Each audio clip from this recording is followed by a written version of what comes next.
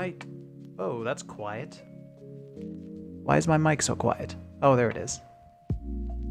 I think it's working. I think it's kind of trimming my sound a little bit. Oh no, that's not too bad.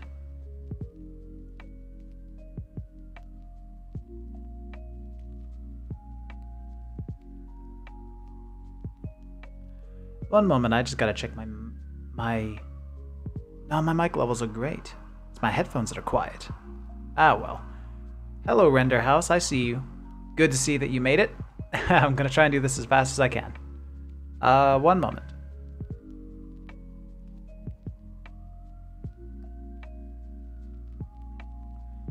If I talk at this level, could somebody tell me if everything sounds good? I just want to know if this sounds good because of my headphones. It's quite quiet. And I was messing around with sound a few days ago. It's good? Nice. All right. Let's get going. Okay, so this shot provided by somebody on the Discord, going by Render House. Good to see you in chat as well. He was doing a solve on this within another software package, and also the goal was to roto-anim the body, head, and the hand, I believe, for CG Flame, if I remember correctly. So this is a very complex shot, and one day, maybe relatively soon, I'll have to do a roto-anim where I deal with a torso with a limb coming off and a hand, and maybe some head. That's a very tough thing to do. Like, that's a couple days of work to do typically in production. So it's a very complex thing to do on stream. But one day I'll see if I can figure out how to do that. Maybe on a very, very short shot. Like, I don't know, like 1 second or 2 seconds. I don't know. We'll see. Auto track, you are right. All right. So let's try and knock this one out real quick because I do want to get onto my shot and see how fast we can make this one go. I didn't mess around with this beforehand, so I don't know how well this is going to track. Souse, hello. Good to see you. Oh, that got brighter. I think my tracker shifted, but I'm not going to go for perfection on this. Did it shift? Yeah, it shifted a little bit. You know what? Let's fix that. Let's go unlock, offset, turn on edit. And if I place a key right here, whoop, and then I can jump between my two offset keys and see the shift. So I'm gonna bring it over here, line it up. Ooh, my mouse disappeared. 1 second, I gotta turn off something that's running on the side.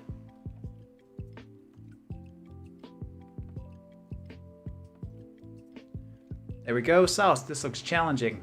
Not too bad. Not too bad. All right, let's go ahead and get another key in here.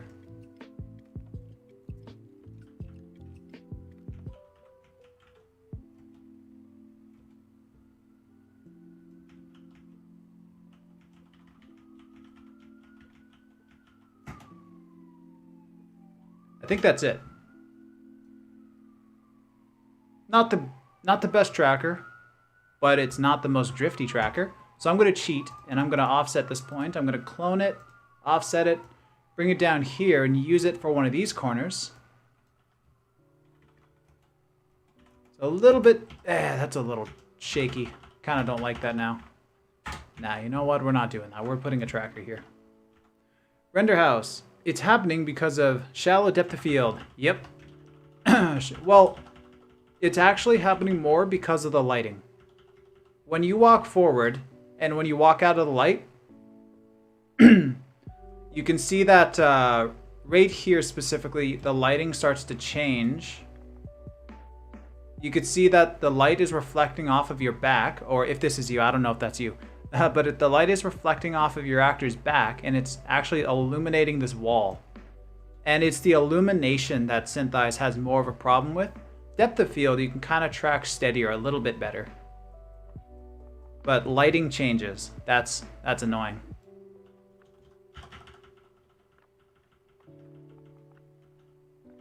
Got it. Nice. But depth of field definitely has the same effects, but this isn't the biggest rack focus that I've seen. Oh, you thumb. Get that out of there. Oh, and it covers up that detail. I really don't want to go overkill with the fixes, but let's just do it.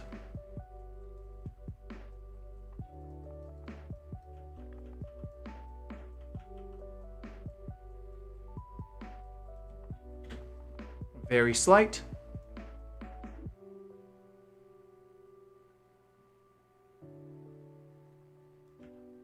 Guess I should get one on this foreground because I see there is a little bit of free move in this. Oh, this point's easy. This is great. Oh, fingers.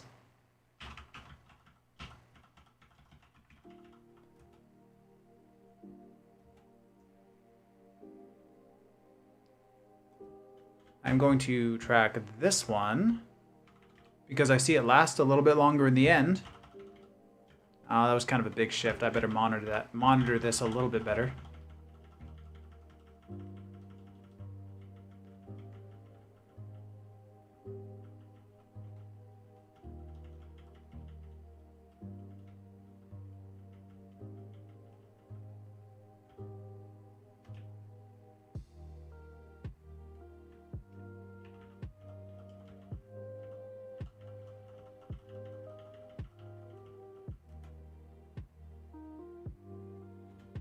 Cool.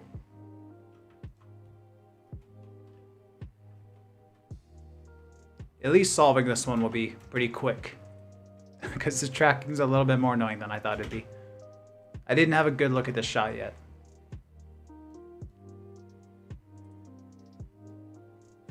Okay, this might be a little bit funny to track. This is also kind of a dangerous point because I'm tracking kind of a fake corner, an intersection between the two walls. Just trying to BS this a little bit, just to get it out fast.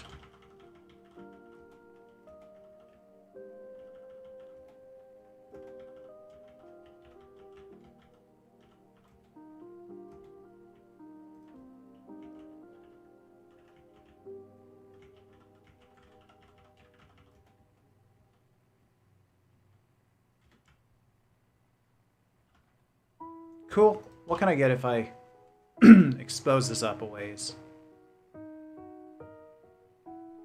That's a bit intense.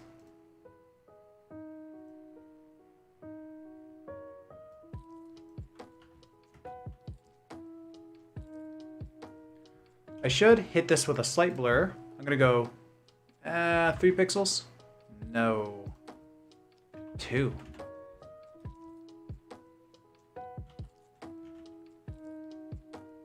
Actually, let's retrack what I did real quick. Just a little smoother.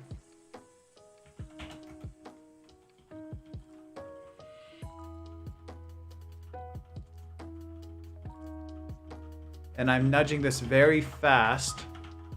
I can barely make out what's going on.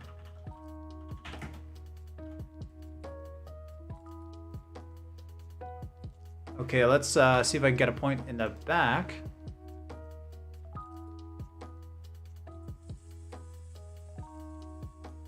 And let's up this blur a little bit more. Let's go to like 8. Let that cache run through.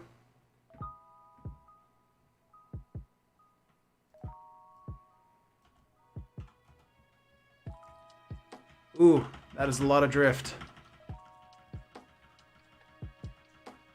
I'm nudging it to stay where it should be, roughly where it should be. I'll probably have to offset this one.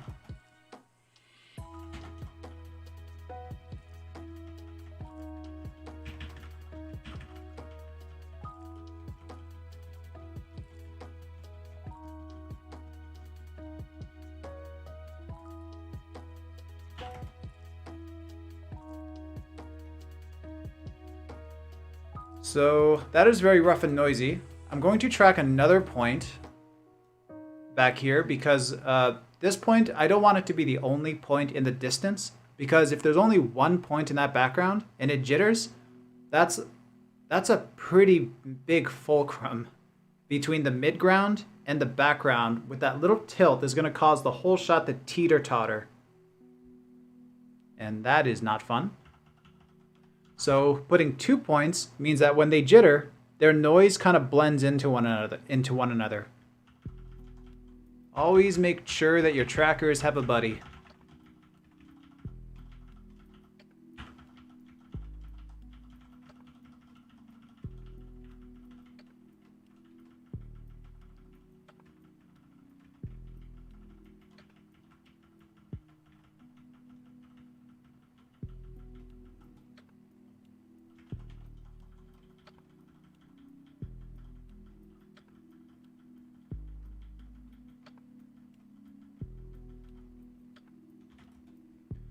All right, we got 2 trackers there.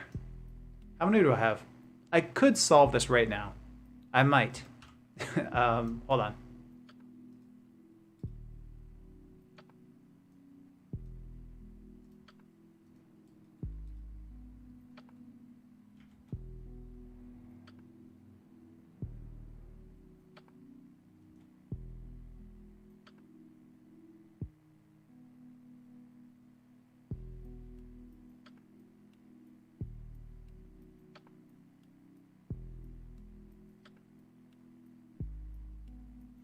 Yeah, so you definitely would want to put some more trackers on this camera, but maybe for your fire, maybe you wouldn't need it, because I'm going to do a smooth to this and you'll see that in a moment. But generally, try to get more trackers. But I don't think I'm going to go any further with the tracking because everything has a lot of light shift, and I just don't want to go frame by framing a lot of trackers for this right now. That should be fine. We have enough trackers active. So let's clear our blur. Maybe lift it up. Nope, not that one. Lift it up a little bit so we can see. I don't think this noise reduce is going to work, but let's just put it on. Yeah, that barely did anything. Oh, well, it's on now. Render, sure. All right.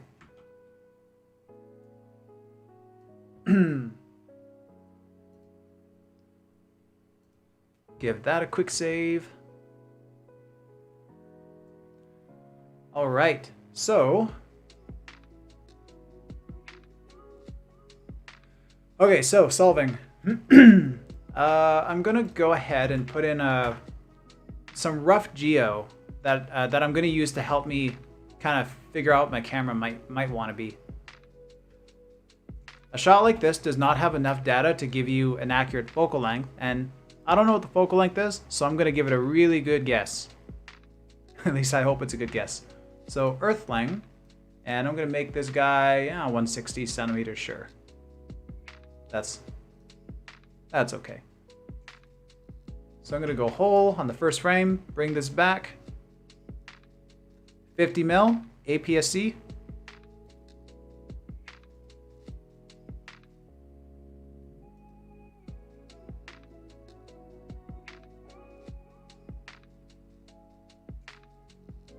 I was wondering if there was a preset for APS-C. I actually don't know the dimensions of that. I could Google it later, but I honestly don't need it. You could use it for yours. Let's see. I kind of want to use it. Let's use it. Hold on.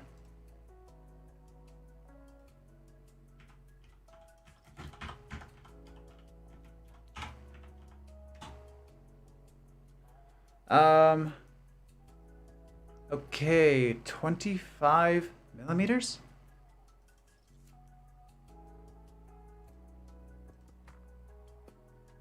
.1, and we'll set the lens to known and 50. Whoops. All right, so we're using it.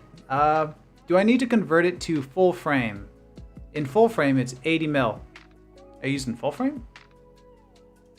I'll be honest, I actually don't use this sensor, so I don't know much about it. If it's not right though, I can wing the focal length. I multiplied it with a 1.6 crop factor. Up to 80?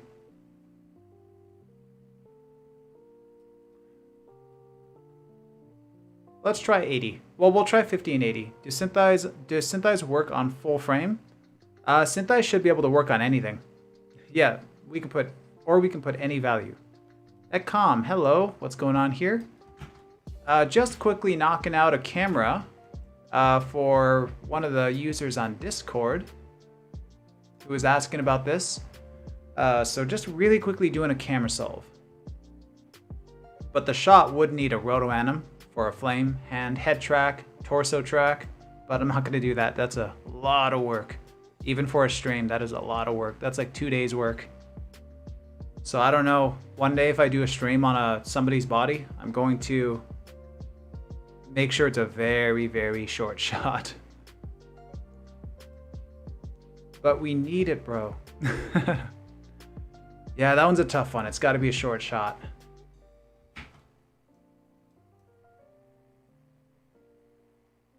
Okay, so, well, let's just go 80. Because honestly, an 80 won't even hurt here. 50 or 80, actually, neither would hurt here for what you're doing. So let's get this guy here. Maybe about here. I really need to learn RotoMesh. I don't know what RotoMesh is. Is that a software? Is that a plugin? Or are you just saying you need to learn RotoAnim? Rotomation? Okay, so I got this guy here. I'm gonna go mesh, duplicate mesh. Yes. Oh, nice. Okay, so I'm gonna bring this guy forward. Whoops.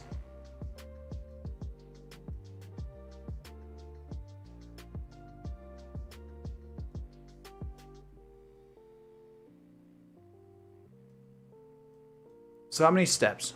1, 2, 3, 4, 5. Stops on 5. Okay, so 1, 2, 3, 4, 5. Wow, okay, that's pretty close.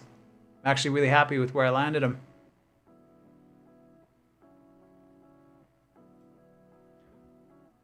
Ran, I shot it on 50mm APS-C. But if Synthesize works on full frame camera settings, then I multiplied my 50mm with my camera crop factor, which is 1.6, and my 50mm crop sensor becomes 80mm full frame. Becomes 80mm for full frame. Typically, if you have a film back, do your math to the focal and get your focal what you want it to be. But don't make it full frame and 80, because then you've just kind of took away your correction. So I would stick with the if you shot with that APS-C and you've done the math and got it up to 80mm, you don't want to change it to full frame. So wait, that's my, oh, there it is. Okay. But really, you could put in any values. Synthesize won't care.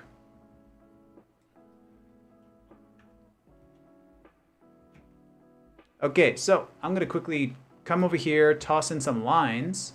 So add line. Also going to hide this geo for now. I have a hotkey for it. If you don't, you can right-click view, and here's your view options for pretty much anything. And there's show meshes. Okay, so lines. I also confused in these ones. Like, I don't know how the software is going to recognize that the shot is shoot on a cropped camera or full. Oh, they don't need to know. If your camera's cropped, if you're using adapters or anything, the software doesn't care. The only thing that you care about, it's just for you, because it's for consistency. If you have a sequence of shots and for some reason they have different angles on different cameras, in CG, you want to make sure that those focal lengths are matching, and the only way that you're going to get the accurate focal length for every shot is if you have figured out their correct, if you know their film backs as well. Because like you said, with adapters or on different sensor sizes, the millimeters isn't the same on all those cameras. So if you were cutting to these different angles and all of a sudden your CG environments have these different wide angles and zooms and sometimes you might mess up the zoom on cameras that are of the same angle. So the software doesn't care. It's just for you. It doesn't affect the solve or the quality of a solve, I'll say. And by quality of solve, I mean not your fit, not your environment fit, your your actual solve error point to tracker. Walnut, wait, so shouldn't you have the 50 millimeter typed in since you have the APS-C sensor in the film back? I actually don't know. I was just going off of what RenderHouse said. I don't know much about an APS-C sensor. I just typed it in. Saw what the film back is, and then Render said that he did some math. I just kind of rushed it in. I'm trying to go through the shot. I'm not the best with conversions, because usually all that data is kind of given to me.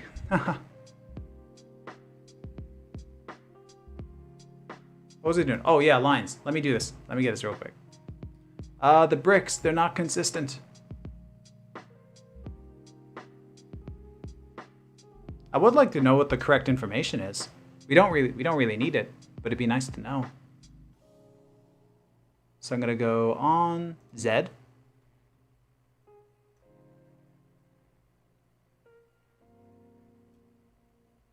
Parallel to Z. These are not perfect straight lines, but they are okay. Really confusable stuff. Yep. I haven't had to personally convert any stuff for a long time. And even now I struggle a bit to get a proper grasp on it. Okay, so we got Z lines. Let's go for some very crappy Y lines.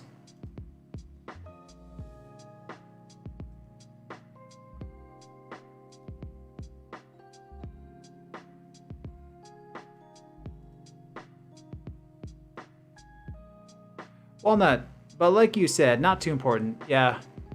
If you're doing a one-off shot, or if you're doing a one-off shot within a set or environment, you're pretty safe with not using the information. You could go off the perspective lines and figure it out very easily yourself.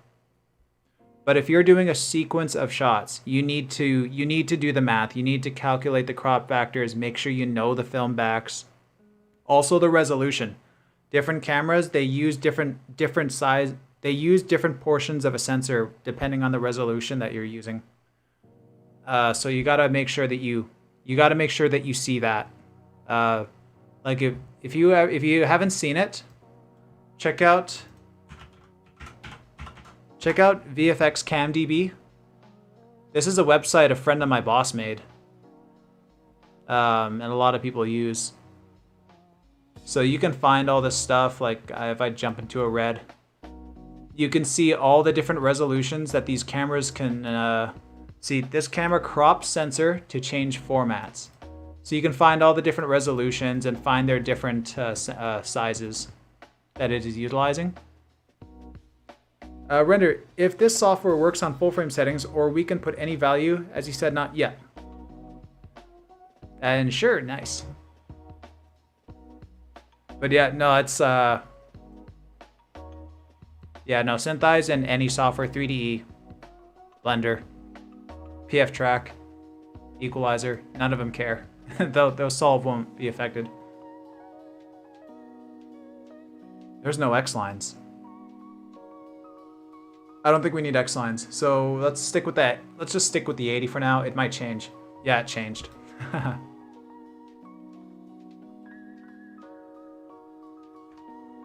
I'm probably gonna line this up by hand.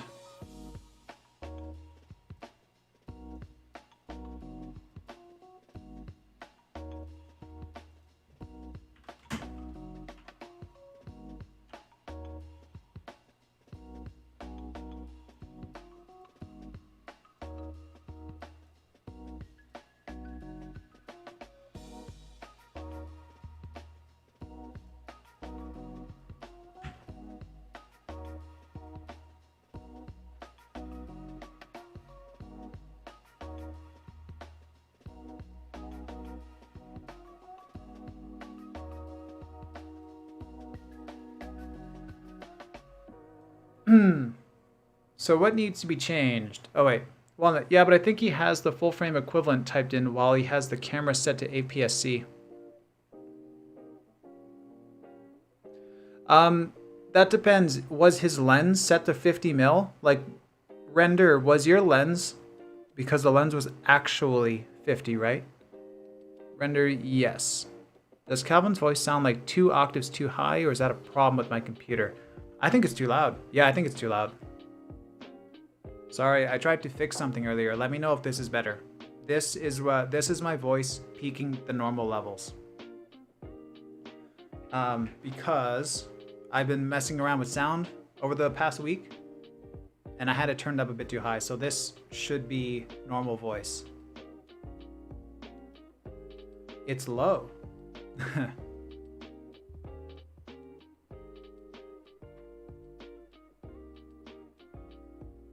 Yeah, if as it is now bugs people, let me know.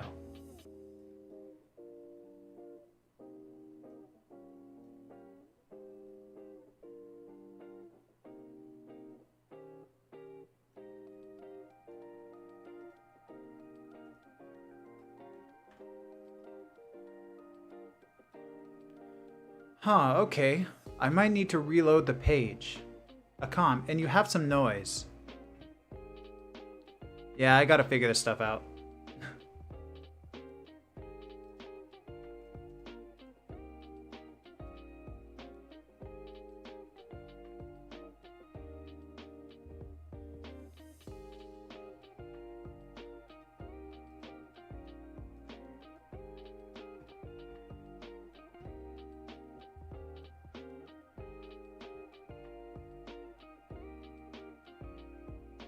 Akam, no. Wait, no? Do I have noise? Or is that refuting that I don't have noise?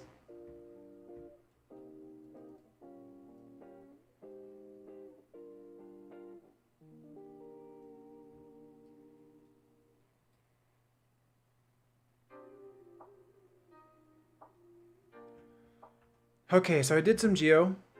There isn't enough movement to calculate distortion on the shot, so let's just see where we land on this. I'm going to just go crazy and project everything. First, I should hide this geo.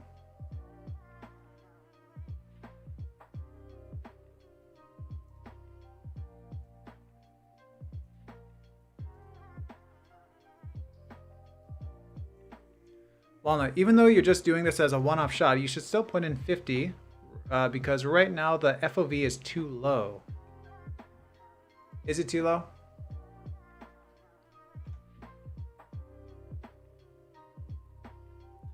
Because the sensor mismatch. So, okay, so real quick, just to clarify for me. So he shot on an APS-C. I looked up the size and I just kind of went and grabbed this real quick. So if he shot on that, Render, did you give me the focal length of the actual marker on the lens? Was the actual marker set to 50 or is it like a 50 prime? Because shouldn't that mean that the calculation would result in an 80 mil? Yeah, you would put that in, and he said the lens was actually set to 50. So Walnut, doesn't that mean that it should be updated to an 80?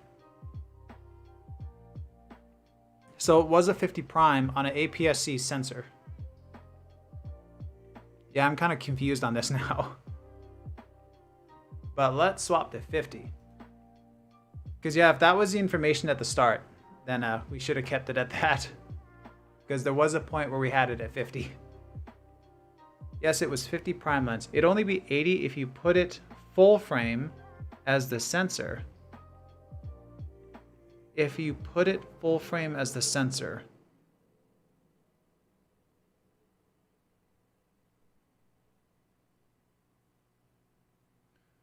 But it shouldn't it be 50 if it was a full frame?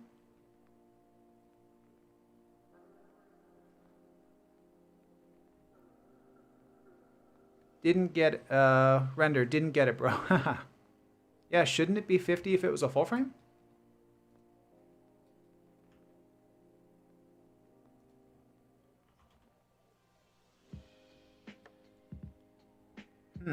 Getting my lenses mixed up now. This stuff is all done for me at track. You can plainly tell. Because we have shotgun where we have an artist whose job is dedicated to go and take the resolutions of the plates, figure out the camera make, and then get us a film back. And we also get client notes half the time that we can kind of balance between. So yeah, not something I shine at. Also, math is not a strong suit. It never has been. I was a dumb kid.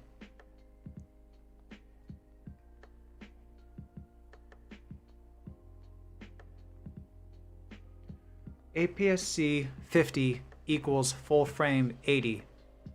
So equals full frame 80. Is that the assumption that my film back is a full frame film back right now? No, because he said 80 mil just because he was wondering if Synthesize worked on full frame. Because you have the sensor typed in, conversion was unnecessary. Okay, so that's where the confusion was? Okay, so we're gonna leave it at 25.1 millimeters and 50 mil. Okay. All right. Well, I gotta go on a deep dive on this now that people are trying to ask me about it.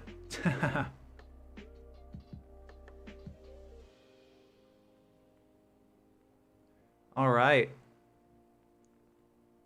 See, what's funny is that if anybody remembers that I put up a to the people who have asked me to try and make a course on stuff, this is one of the reasons why I say probably not right now. But I'm planning out a beginner course, and what I'm doing is, if anybody saw what I put up on Discord some time ago, I have all these bullet points for different topics of a shot, and every point has a research folder up top that I'm going to be filming with putting like all these what do you call them? What do you call them? Whatever those webs of information that you can make in a collaborative kind of a whiteboard style spider web thing, whatever those are called. But yeah, calculating a focal length is something I'm actually gonna have to sit and properly learn now. After 8 years of it having been done for me. Or knows, yeah, as long as you tell the software using APS-C, it's not a problem because it's really calculating its FOV, then displaying the focal length based on whatever sensor size you have typed in. There's a calculator?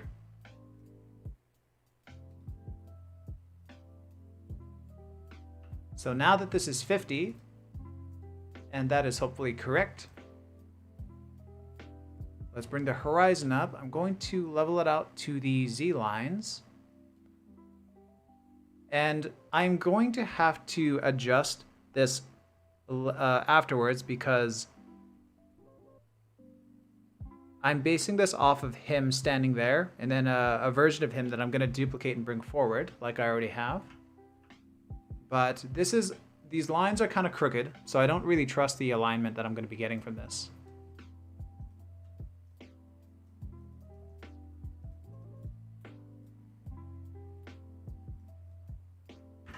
So for now, we're going to take these ones. Solver, constrain, go. Ew.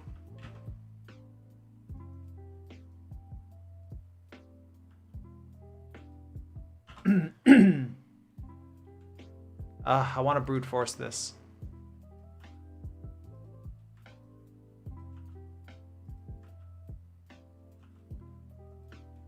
There we go. So, solving this is a free move.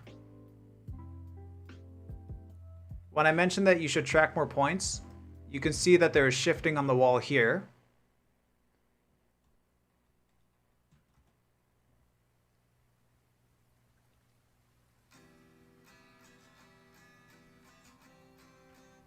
I doubt it will, but let's see if it'll calculate some lens.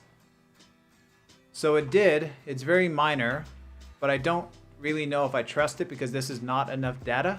I did not provide enough points at all.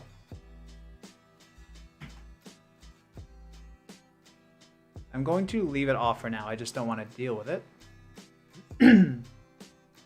But now let's get the...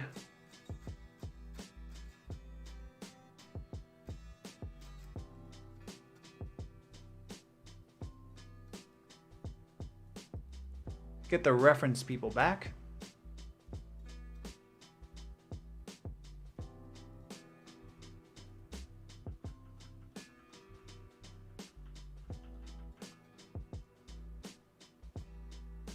So right about here, he's about midway through that archway. And we can see the archway, luckily I projected the points at the right spot. Render, I have to do manual. I thought auto would be easy because of minor movement. Didn't know that auto works more on smooth parallax. Yeah, you want some parallax. So let's see if I can raise this guy up.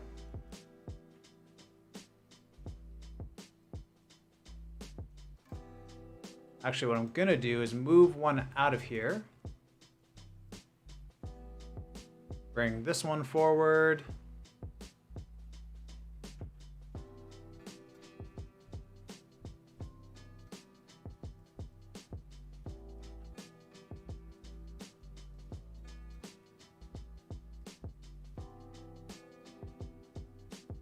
How many steps was it? 1, 2, 3, 4, 5. Just a rough guess. Nothing scientific.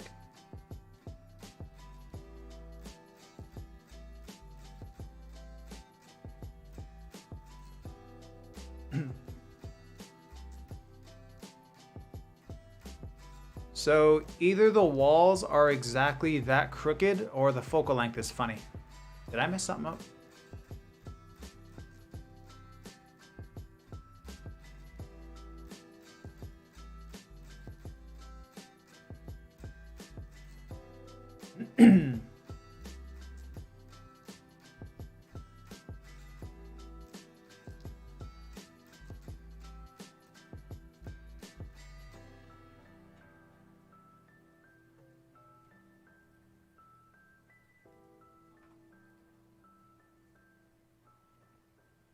You know, I like that horizon line better, looking at it. I don't know about these extremely tilted lines. Or if he's walking on an incline. But if you look at his eyes here, if you watch where his eyes are here compared to back here, his eyes are lifting up. So the horizon line, just assuming he's not on an incline, the horizon line is going to be... So I, and then the horizon line is going to be somewhere down here. So it's not going to be anywhere near as high as I had it. But those lines were just kind of based on the assumption that these were relatively level.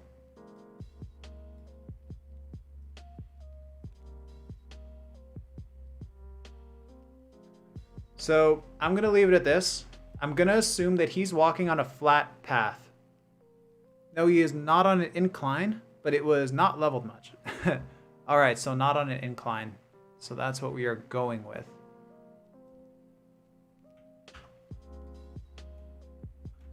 So, this is basically a nodal. Oh, but here's the thing. There's a rack focus. So, because there is a rack focus tends to introduce zoom. So, you could see that as soon as the footage does its rack focus right here is when the camera is pushing in and out. That is because I am not solving with zoom. So I'm going to turn on zoom and let's see. What is that?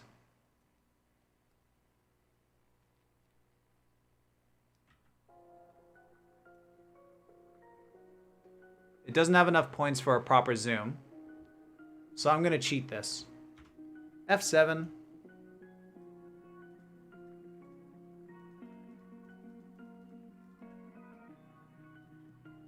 So if I look over here, we can see that the camera is pushing back and forth on the Z axis. And you could see our big path here. Render. Yeah, my bad. The manual focus I did was bad. No, it's not bad. It's a cool focus. Does it land on his hand? Can't tell if that's noise or actual... yeah, you could see the defocus a little bit here, yeah. You did a bad job, man. Nah, I'm just messing around. I don't know how you're gonna get the lighting on here. Like that's, like you said, I think you said you're gonna replace with CG. Gonna have to. That's some crazy noise. Okay, so the forward and back motion, you can see it in the Z. So I'm gonna isolate this. I'm going to just brute force knock out this big hill.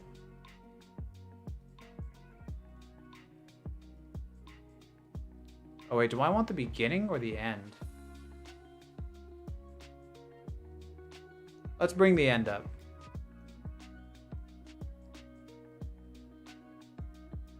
So you can see I took out that big motion in the middle.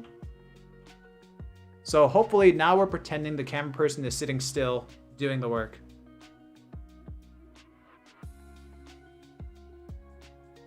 You're gonna redo it? Oh man. Gonna reshoot it with practical lighting. That would be awesome. Practical lighting, way to go. Okay, so I'm gonna hit, oh, okay. So I'm going to hit this with a smooth. I should have watched it as I did that. Actually, I'm gonna go overkill. You don't normally want to smooth too much. Even for general handheld cameras, you don't want to smooth a lot because it's hard to explain, but you're going to introduce error into your trackers even if you recalculate for the rotation. So usually you want to use a high frequency smooth for erratic camera movements. I'm just going to go overkill and let this over smooth a bit. So now that I've put in that smooth, oh, I hate that Synthesize does this.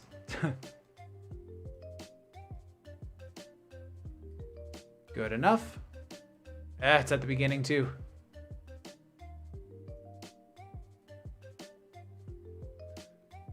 Well, that's why previs needed to be done.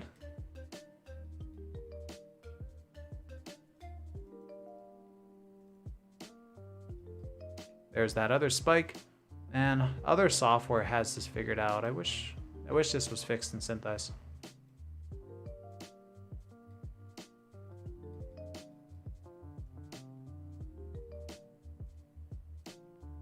I know there's no existing data out there to get a smooth, but so many other smooth plugins have already figured that out.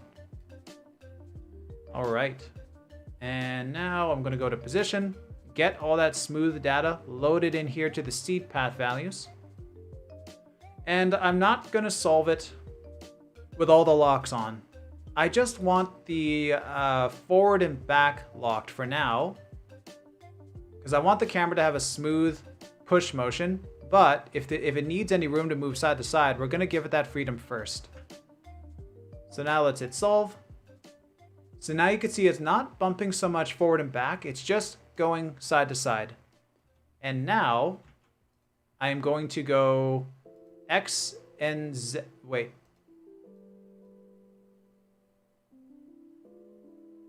X and Y, sorry. So you can see I can smooth just those two axes. So I'm going to hit it with a higher frequency smooth because I don't want to get rid of all that crazy motion. It might need to go away, honestly, but we'll see. I'm going to try 10 for now.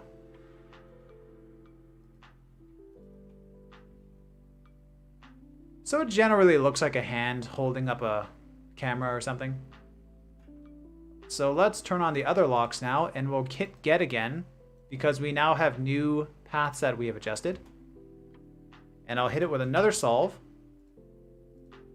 So now we have a very smooth camera motion. And we've fixed that forward and back, and zooming is on. So the error is 1.1. That's 1 pixel of slide on a, what is this, HD? It's HD, so 1 pixel error. It's not bad. And you could see that the foreground here that I said, you might want to put more trackers. This area isn't too bad now. Well, it's still sliding. Well, let's see. It's probably still sliding. Yeah, it's still sliding, but you know, you're going to want to try and land some more points. If I were you though, don't worry about it. If you're doing a fire on a hand like this and you have light hitting a wall, nobody cares about that.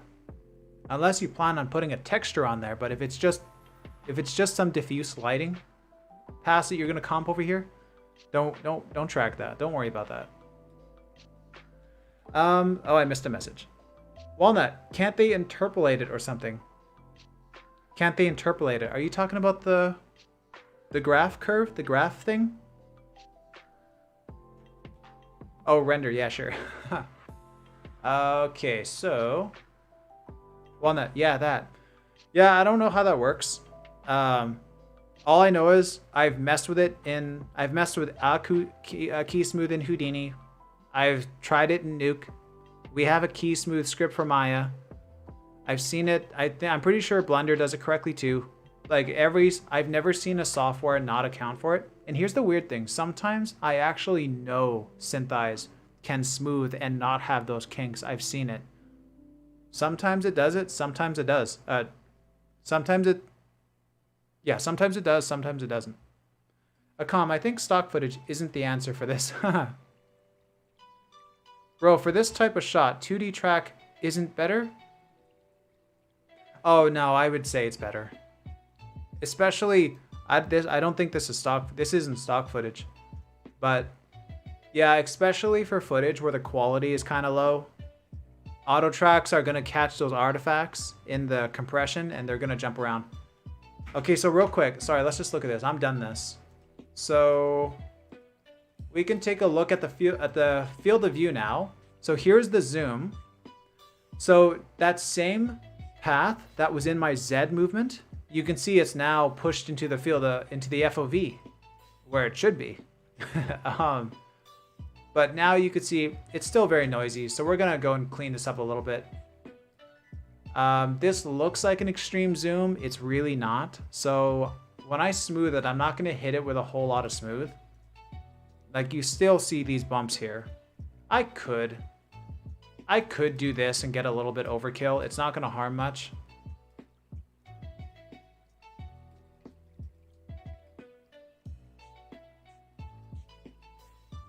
There we go. And now we're going to lock field of view, get that field of view smooth path into the seed path here. And our lock is good, and I can hit solve one more time. You can see that the path adjusted itself a little bit, and that's because, actually, I don't know why, because this 0 should be a hard lock. See, hard lock if 0. That path should not have moved. That's not possible for it to move. I've actually never seen it move while this is 0. So that is new to me. I don't know if it's a bug or if it's a feature. But it stayed smooth. So here is our smooth camera, smooth field of view, so you don't have any micro jitter anywhere. And just for laughs, let's...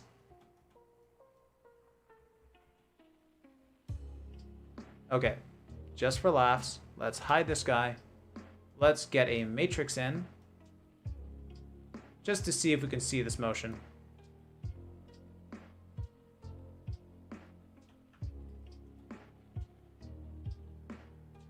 Yeah, so here, that is an incredibly close-up diamond right here. But the fact that it is so close up and it's not doing any micro popping, that's pretty good. At the distance that the hand is, which is somewhere around here.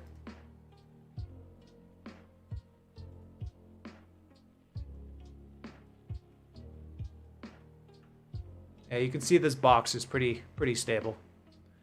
Walnut, nice to see 1905 dealing with all these constraints without issues. I know there aren't any object tracks or anything, but quite a few things locked in.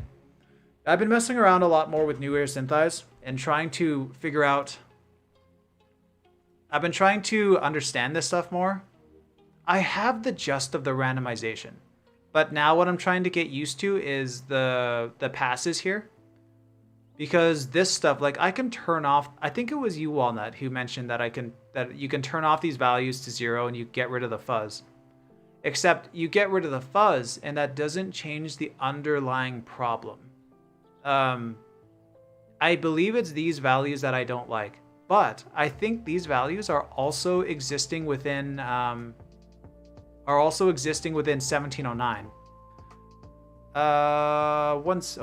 I should finish answering this first. So, also, Walnut, I was testing something. So, I do like to use Refine Fuzz. I like Refine Fuzz. So when I'm refining a shot, and because Refine, you don't have the option to go push forward, in and out, and whatever, I'll use Refine Fuzz to, as a last resort for some things, and it does help me out. But I've noticed that you can keep Refine Fuzz at 0, solve, and it will still give you some randomized results with everything zeroed out. So I don't know what that's about. But I've been getting a lot more used to it. There's still some things where I just say, okay, let me swap back, and it'll solve in one click in 1709. I still do that very often. Akam, how come you keep ignoring me? You don't want to... Wait, have I been missing your messages? No, I didn't ignore you. Oh, I saw your stock footage one, and then what was your next one? If this was my... Oh, I missed this message. I did ignore you. Wait, if this was my project, I would do 2D track and stabilized shot and roto meshing and unstabilized. I don't know if you'd want to do that. So stabilize the shot and unstable. So for a roto anim, I think you could do that. You might be right. Generally, if you're doing a camera track for environment, don't stabilize your footage unless you're gonna do the proper stabilization. You know where Synthesize, you let Synthesize do it, because Synthesize will take your focal length and it'll mix it with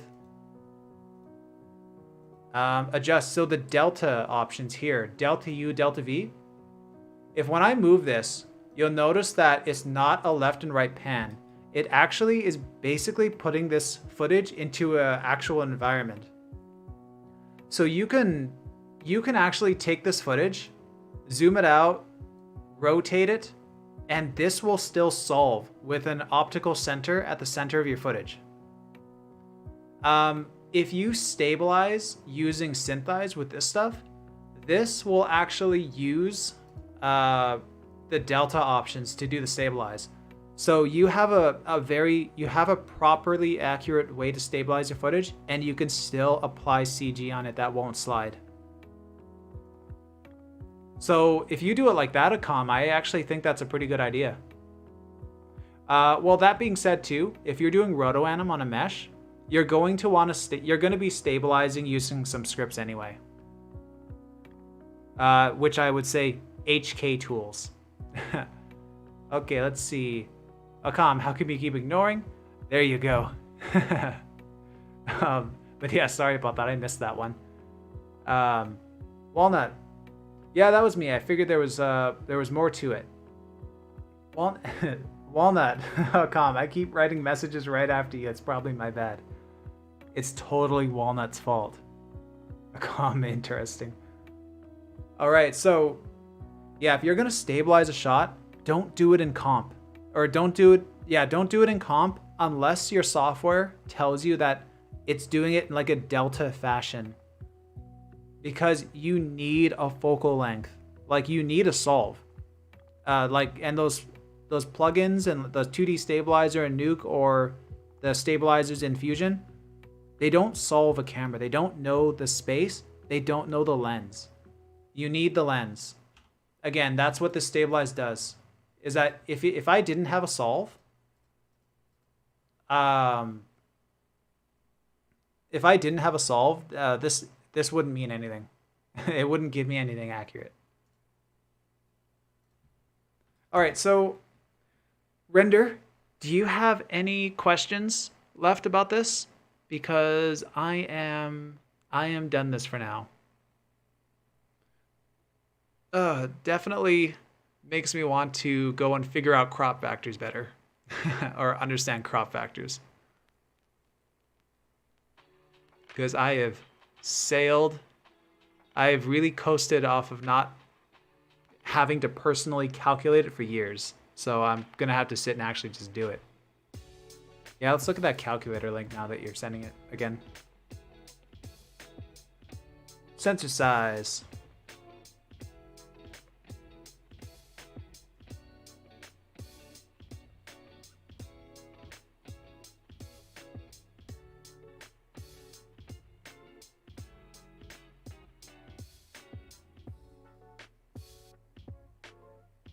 I'm just trying to see if I spot any familiar ones.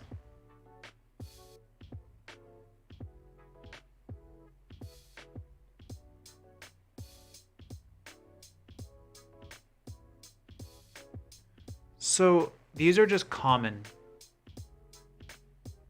I don't think I've worked with a lot of these.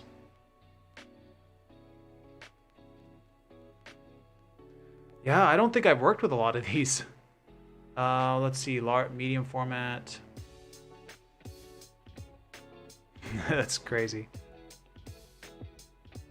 I haven't worked with a lot of these. So you can't type in a custom.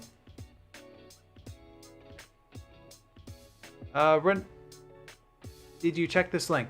I hadn't. Now I did. But yeah, I'm curious if is there please select no custom. Okay, render house. So by exporting this tracking script, I just need to model this scene in 3D and then I go. Yeah. So this here.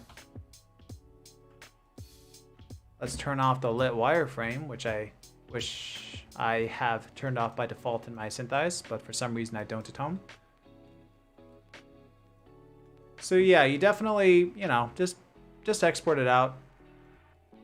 Maya asked, well, I don't know what you're working in. I don't know what software you're working in. If it's Blender, take Alembic. Maya, I would recommend ASCII. Well, I'd actually mostly recommend FBX. But FBX, you have to make sure you have the rotation order on your camera set to ZXY or something. 3ds Max. I have not used 3ds Max.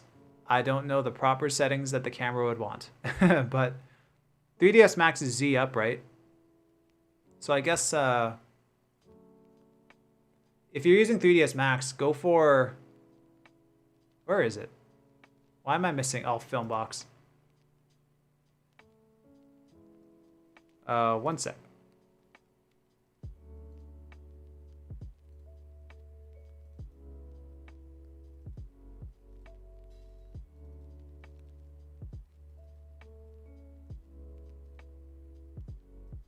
Yeah, when you go to export, I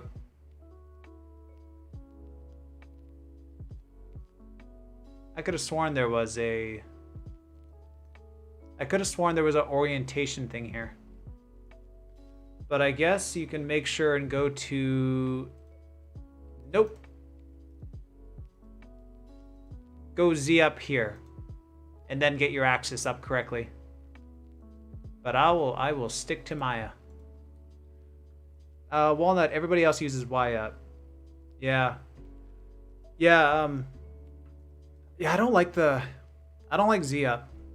Cause like, I don't know, to me, if you're typically in school for me, when I've been working on graph paper, the graph paper has always been like, Y up, X that way.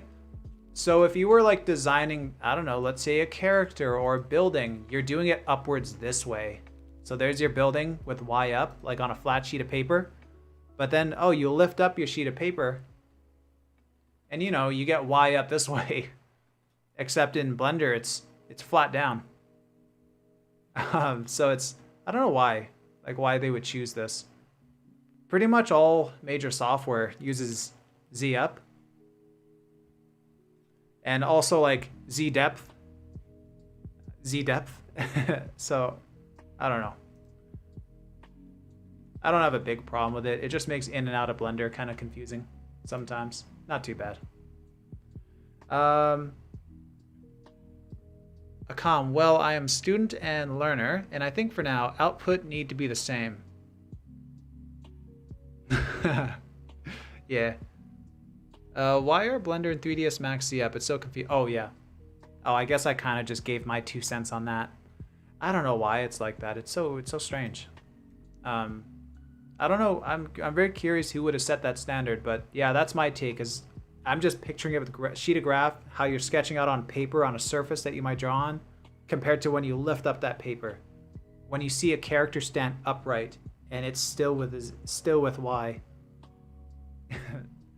That's all I got. Walnut. I like how Blender was Z up and then realized they couldn't call their Z depth pass a Z depth pass because they don't have the right axis orientation, so they call it a missed pass.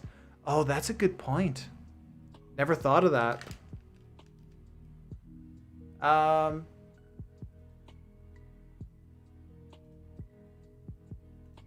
I'm going to swap out of the shot, and I'm going to continue tracking mine.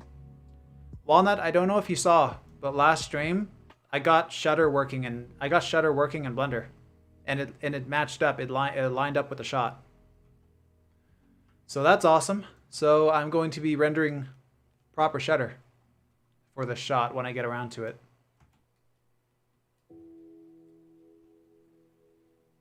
I saw, very exciting. I was so excited, man.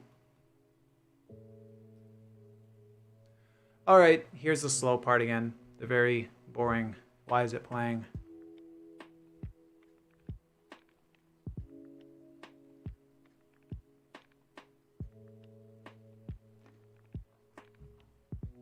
As it takes years to cache. Also, actually, before I cache, I really should get rid of this distortion.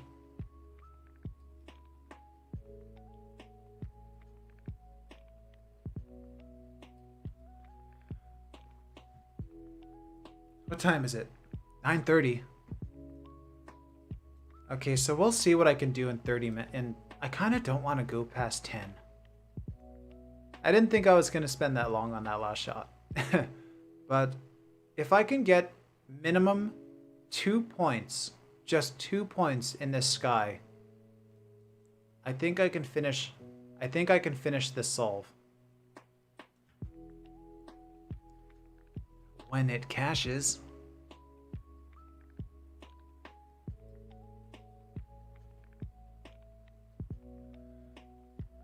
Oh, I'm so happy to just work on my own shot where I at least understand the focal.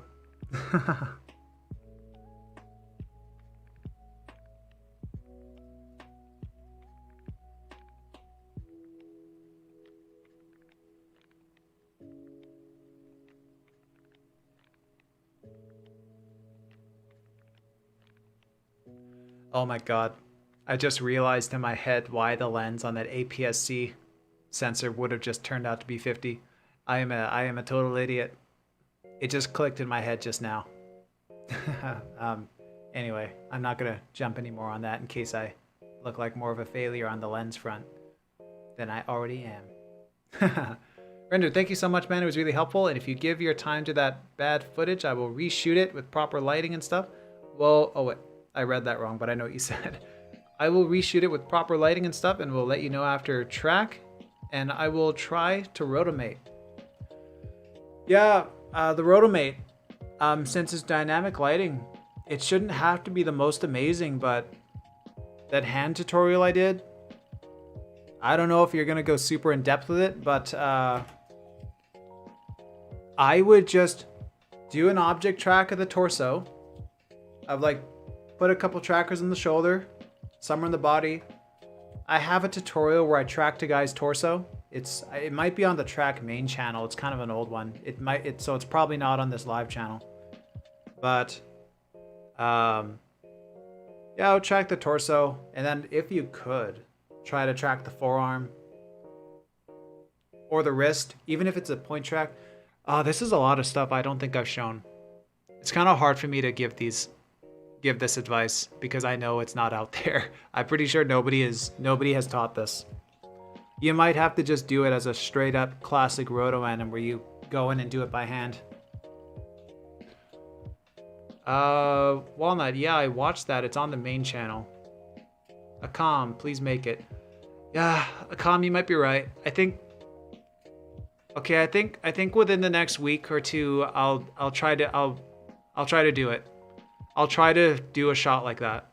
I'll film someone doing the same flaming hand motion. Do I need to put trackers on a person? Here's the thing. I personally don't think you need trackers on people. Yeah, I personally don't think you need trackers on people. I have a way to track a hand without markers, which I did in that hand tutorial. I did a nifty little trick with the points. Ren, do I need to render out same as Matthew? Oh, did Matthew say that? Did Matthew also say no points? Akam, this weekend? This weekend. I can't Saturday. And Sunday, I would have to start this somewhat early. He says that too. Yeah, a lot of people go overkill with the trackers. Sometimes the only time we need trackers is if you're on a green screen set or if your camera is gonna flash past a blank white wall. Like if there's no detail, yeah, put a dot there or two. But if you see someone's hand, you can see the base of their fingers at all angles. So you can fake a tracker there as the hand tilts around. You can put one at each knuckle. You can even fake the wrist as a point. And you'll see this in my hand tutorial if you check it out. It's really easy to fake points on an organic surface. Even an arm. I have a trick to solve a forearm, which I'll have to show. Because you can put 1 point on the elbow, 1 point on the wrist, and then you can combine the two trackers to interpolate a center point. And then you can offset that point to the surface to act as a rotate piece. Yeah, I'll have to... Oh man, yeah, that's going to be a tough stream. That one's going to be a multi-part stream. I'll have to do it. That might be one of my next few streams. I have a stream coming up. The next one I was planning was going to be me tracking 2 shots of the same guy and then showing how to do a Zippo, where you can position 2 people in one shot with a free move handheld camera and have a clone, like realistically walking as if you shot it with motion control. I was going to show how to do that. Akam, I'll buy all snacks and coffee. Oh man. Mail me some coffee. Now I'm just trying to think. I want to do the clone one. I want to do the clone stream because I'm actually really excited about that. I did a test shot, but I can't show it because it was lost on my old drive. But I did a really cool clone shot, and I did the roto and mocha and did the projections and the environment lineups and whatever, and it looked really good. And it did a full walk around. Like, this isn't some cheap clone effect that somebody would film from one spot. Like, it actually is replicating a motion control camera. You can walk at any angle you want, and you can splice these shots together. I like clone too, but make the roto meshing ASAP. Oh man, we'll see though, because it's determined. It's more based on my schedule. Like I don't stream on a schedule because I can't. And I feel bad whenever I say that I have a stream planned and then I have to cancel at last moment because of overtime or something. So the roto mesh one, that one will take a couple streams, and I need time for that. I'll try to do it within the next week or two.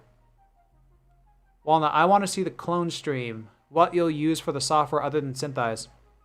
I'll probably do it in Fusion. I can do it easily in Nuke. I know how to do it easily in Nuke.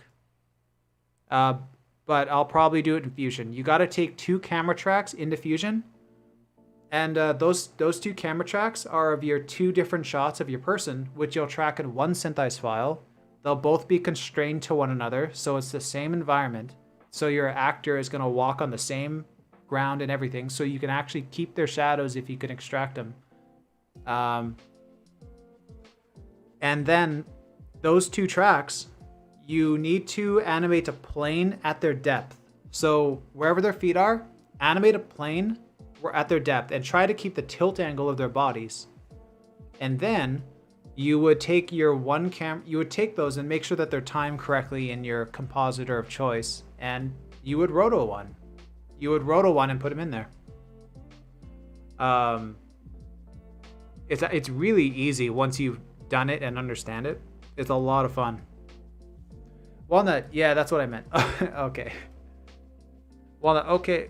Oh, okay, great. I have Fusion. Ren, clone means digidouble. Yep. Well, yeah. Yeah, it's kind of funny. I've never heard the digidouble used for a clone, but it makes sense. I'm pretty sure people do use that for a clone too. I just kind of pictured digidoubles as digital stunt doubles. Okay, let me try and track this cloud. Again, this is where the stream's gonna get extremely boring. So for that roto body, the roto mesh,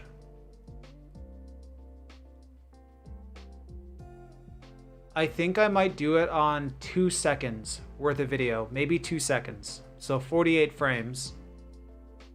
And that shouldn't be too, oh, I shouldn't track these clouds. These clouds are gonna move.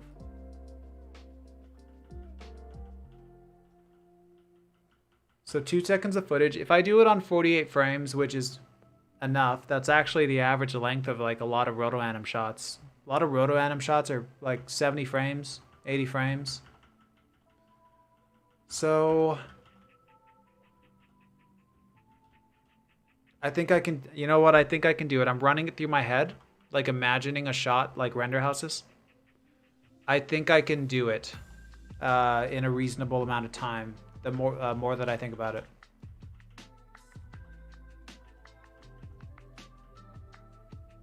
Akam. Let's see. Wait, did I miss anything first? Akam, what do you think about Unreal Engine? I want to learn. Dude, do it.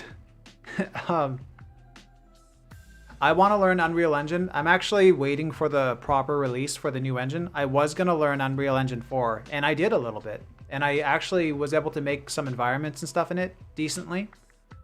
But I learned it because at Track VFX, there was a time where we were getting a couple requests for previs. So we were talking about using we got a client request that we actually take a camera track and put it into their Unreal set and lay it out in Unreal. We didn't do that, but it really got the gears turning. But now I'm kind of waiting for the new Unreal Engine to properly drop because that looks amazing. So for layout, I would love to put my cameras in there.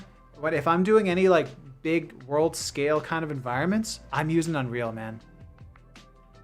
That is incredible. The nanite, and what's the lighting system called?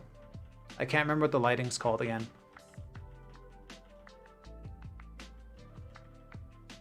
UE5 is going to be awesome. I heard the beta is out. Yeah, the beta is, there's a lot of really cool footage coming out of that beta.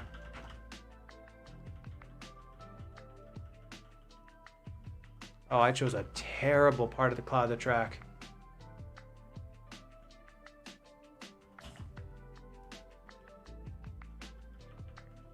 It's a shame I'm tracking off of a JPEG. This plate's just too large and heavy, too long to use the XR for. Render, I have my online class right now, but when are you going to stream again, bro? See you soon. Thank you for your time and help. I owe you one. For sure. I don't know when I'm going to stream. I might try to stream. I might try to stream Thursday. I think I'm gonna try to stream Thursday or Friday. No, not Friday. Sorry, Friday. I'm gonna be getting my my spike proteins, my vaccine. So, in case I'm out of it or sore, well, apparently I'm not gonna be sore immediately, but in case I get some kind of funniness from it, I'm just not really gonna risk saying that I'm gonna stream on Friday. And Saturday I'm busy, so I might try to stream Thursday.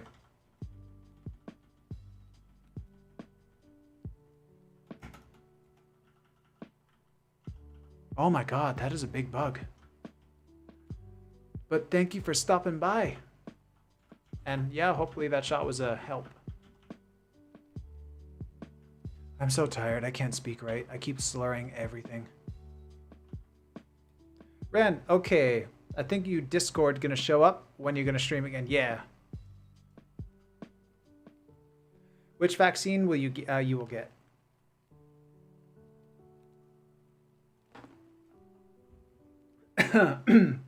The bug should be named Gerald. For a second, Ren. See you guys. See you, Ren. Which vaccine will I get?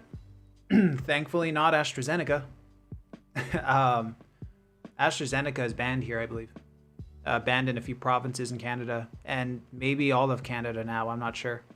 But it's going to be either Pfizer or Moderna, and I don't believe I get a choice.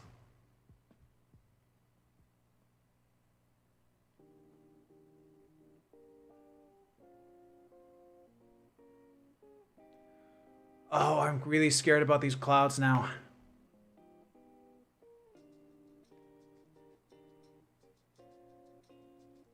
Yeah, I am very worried about trying to track this. How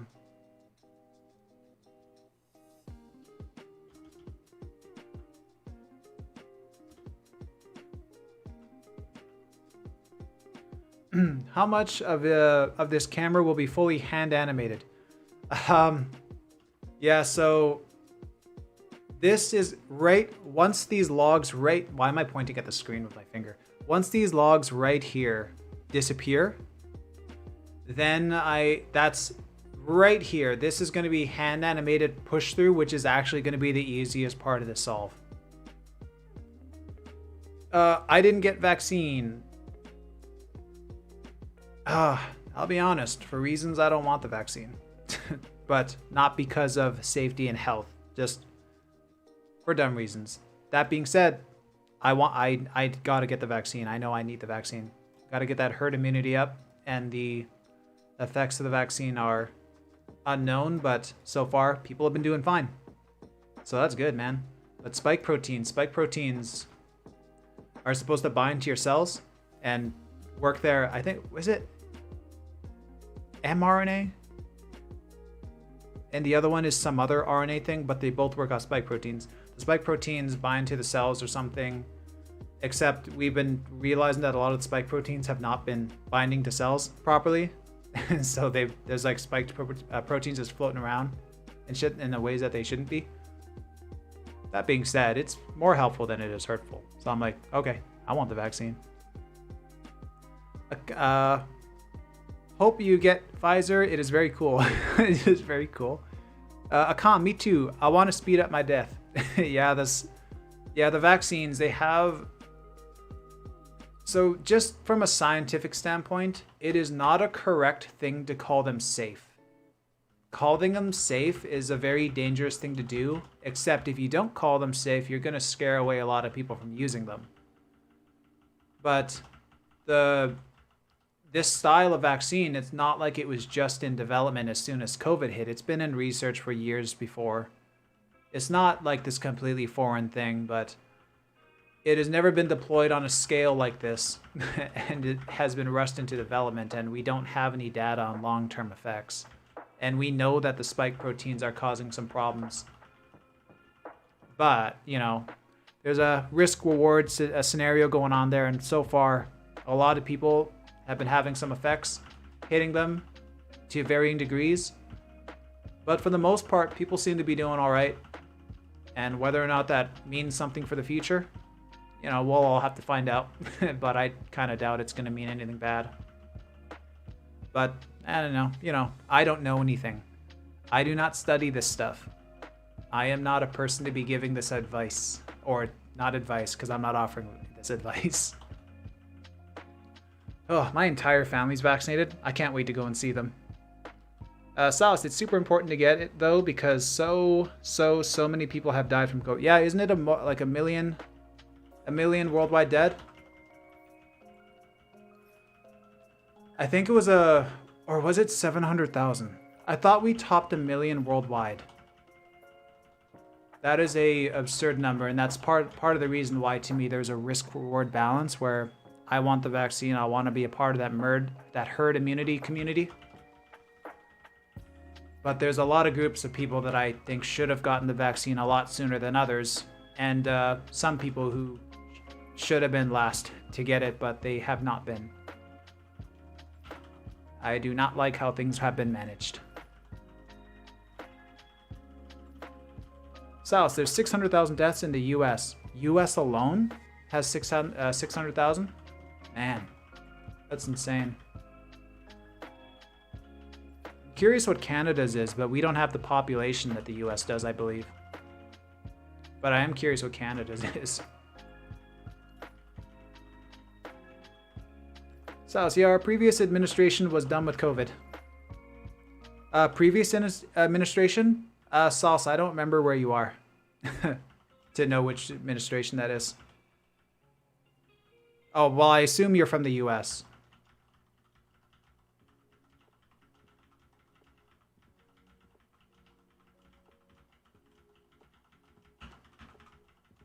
Kind of funny. No, there's a thing that I was about to say that I probably shouldn't. I'm not really in the place to say it. But there is a medication that, because it came out in the Trump era, a lot of news outlets went after it and related it to Trump and that bleach thing or that pool cleaner incident. Even though this one had nothing to do with Trump. And now this one was buried by media. And now it's being resurfaced by a bunch of scientists and researchers who have been trying to bring it back, and now news outlets are starting to latch onto it. But I am not in a place to talk about it. Just because, again, I don't know anything and I don't want to spread any bad information. Yeah, US.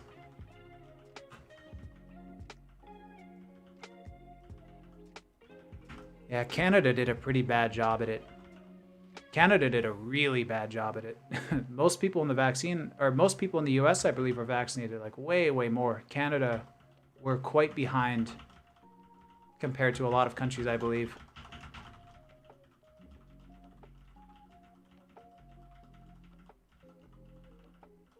Oh, I don't want to track this. Okay, we're gonna go back.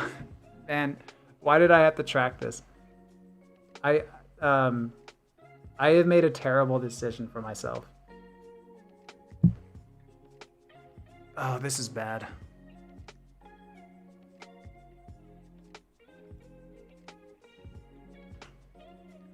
Okay, there's got to be a better way to go about this.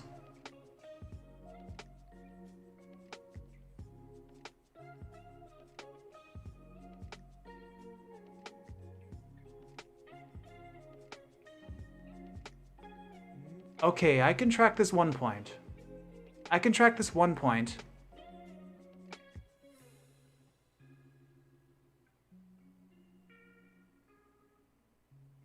And I can offset it to the other clouds. Oh. Gotta be honest. I wish I didn't have a whole talk about vaccines on stream, because I'm not in a place or position to be wording information that sensitive. But so long as nobody listens to me. Disclaimer, please don't listen to me.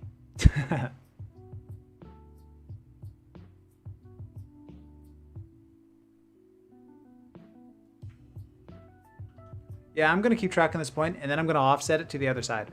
Walnut, would high pass help, or is it crushing the blacks just because it's good there? I was kind of thinking about high pass. Let's give it a try, but I'm kind of worried that we'll see the detail, but it's going to get inflated, and it's going to just give me some counter animation, but maybe not. Let's give it a try.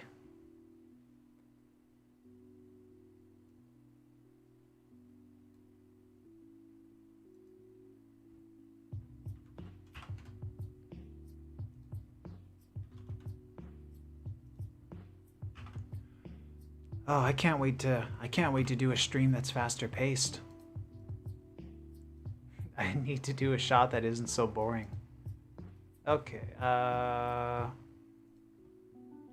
it's actually been a very long time since I've done a high pass.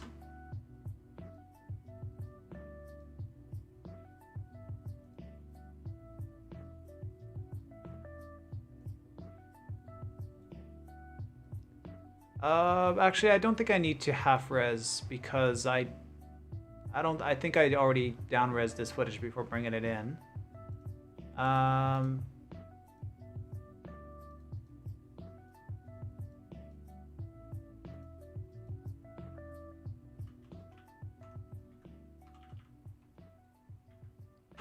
did that wrong. Oops.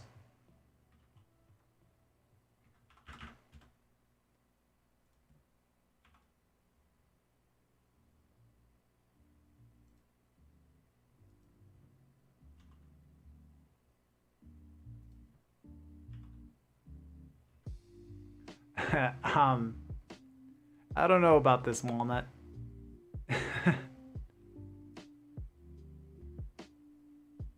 It's kind of like, it's the same readability that I got from the other shot. Maybe it's better, but let's see what it does. Wait, did I pass the hard part though? No, I can see smoke here. I think this worked better. I think this is better. I just can't really compare it because I don't want to lose the cache. Oh, there's the heavy smoke again. Yeah, the readability is kind of balanced out a bit. It's kind of the same thing. I think this is better though. I think this is going to track better for this part. There's not going to be as much hand animation as there was.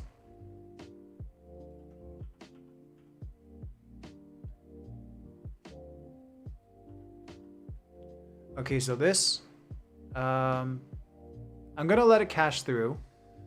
I could trim it, but I think I'm gonna use, while I have this high pass on, I'm gonna use it to track a couple points later at the beginning of the shot. So I'm just gonna let that go through for a moment.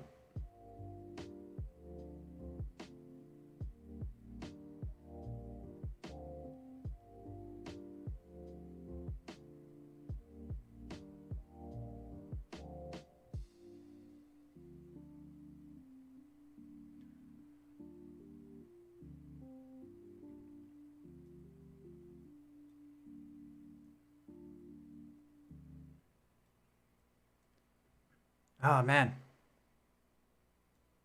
Keep thinking about that vaccine talk. I really don't want to get into like political stuff at all on here. Really don't like that went down that spiral. Although I don't think I said anything inflammatory. I just had to make sure that I prefaced with, I don't know what I'm talking about. I just kind of hope that my sources are at least more educated than I. Walnut, I kind of want to shoot some footage where the camera transitions from underwater to above. That sounds cool. Okay, sorry, I gotta keep reading. I kind of want to shoot some footage where the camera transitions from underwater to above water at a pool. But the tests I've done so far seem ridiculously difficult to track unless there's some sort of easy trick I'm not thinking of. So immediately that scares me because of lensing, like, you know, water bending light and whatever dome or whatever you're using. I've never had to track, I don't think I've had to track a shot like that yet. So I don't know if there's any distortions on the dome that are significant enough to mess with the shot. Wait, I have tracked stuff like this. I did it for Baywatch. I think it'll be fine. So are you talking about splashy detail? I have an underwater camera. Not a GoPro, so not bad distortion. Yeah, I'd love to see that footage. Um, if it's a smaller camera, then yeah, you're gonna have bigger distortion on the lens with water. Like if we're talking, let's say let's just pretend that we're talking about the size of a iPhone. Let's pretend where the lens is so small that one drop will cause this massive ripple. Or if you've got like a, you know, a DSLR or whatever, and you've got a decently sized lens, shouldn't be too bad. Or if you've got a dome covering that lens, that dome is gonna have more space, so the water should be broken up a bit more. I don't think it'll be too bad. Is it water ripples that you think are gonna screw you up? This is taking forever to cache.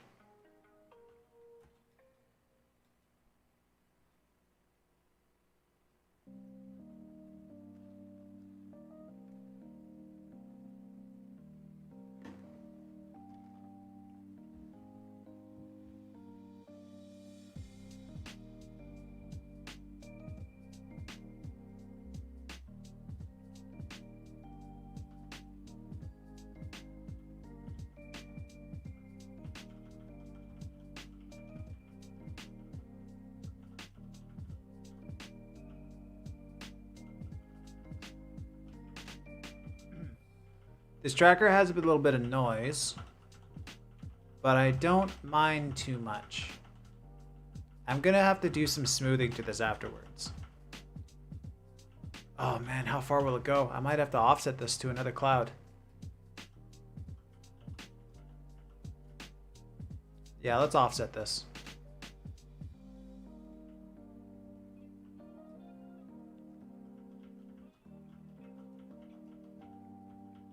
Oh no, that's not gonna help me.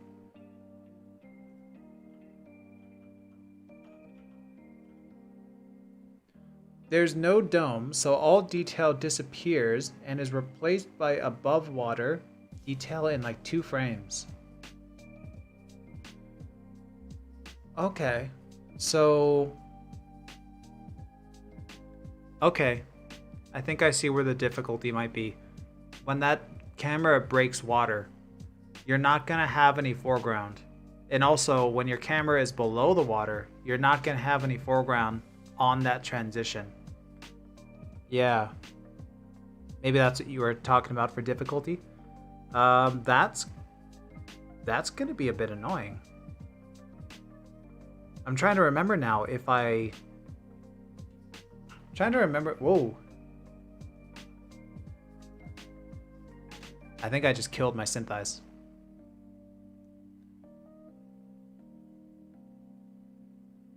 Please come back to me.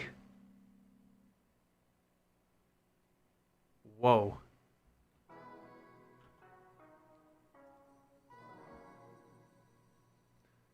Yeah, anyway, that does sound kind of difficult. You would have to do some hand animation on that. But if you go far enough where you're going to... Oh, I missed the message from Sal, so I'll go back to that.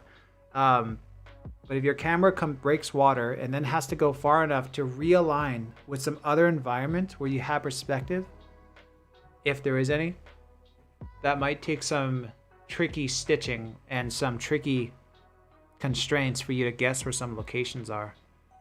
And then a little bit of hand animation to keep that smooth. That might be tricky, yeah. I'd really like to see that shot. Saus, looks like you have a 2012 photo booth filter on the footage right now. Get some Apple photo booth.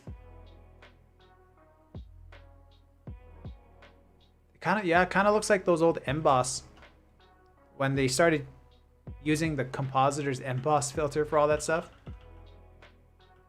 Let's get past the smoke and then we'll by hand the in between.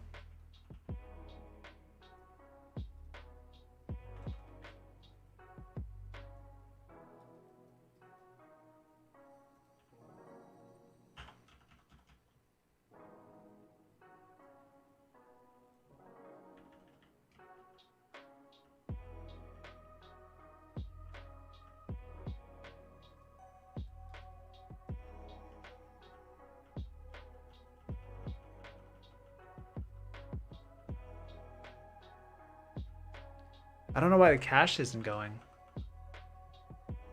Oh, I know why the cache isn't going.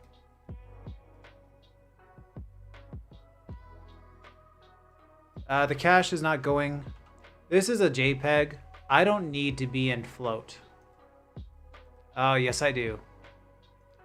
Ah. Okay, well, let's store the float as 8-bit.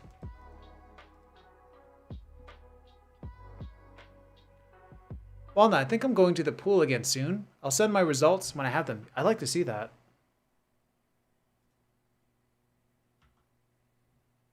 All right, let this work. If I can offset this point and then call the sky done, that would be a dream. Oh, there's Gerald the fly going away.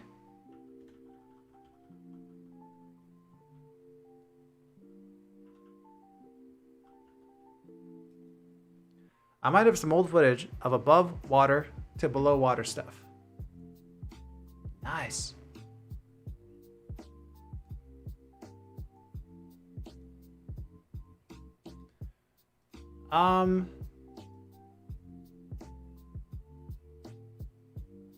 So I need to trim this.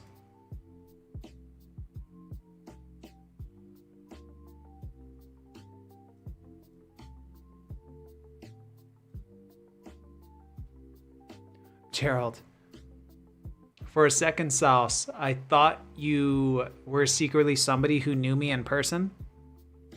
Because when you said Gerald, that is very close to my boss's name, Jared. So I thought you tried to name the fly after my boss.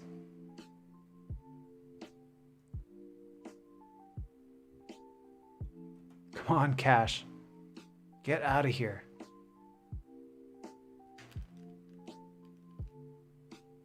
That's very funny.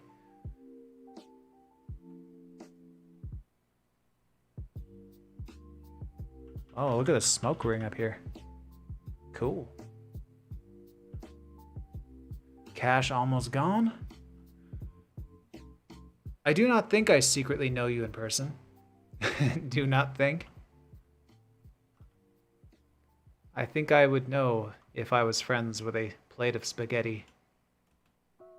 At least I think that's what your icon is. All right, Cash, done. Thank you. All right, so I like this detail right here. I'm gonna track it as far as I can take it, and then it's gonna stitch into a by hand offset point from the other tracker. Oh.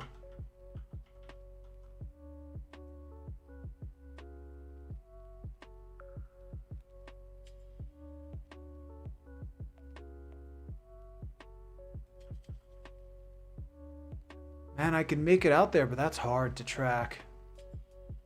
I'm going with the offset, but the offset's going to give me some pretty funny results too. So I'm going to duplicate this, flip its tracker direction, and offset now, E,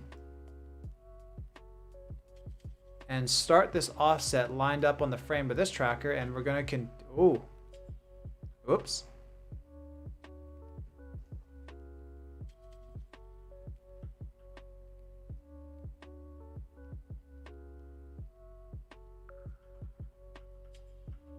Why is that happening?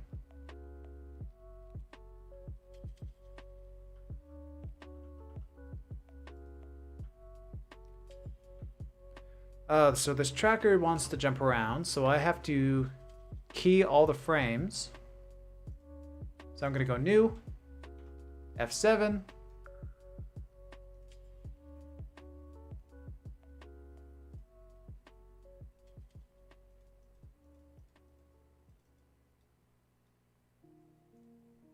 Okay, so I think this is the data I want. I think I can add key.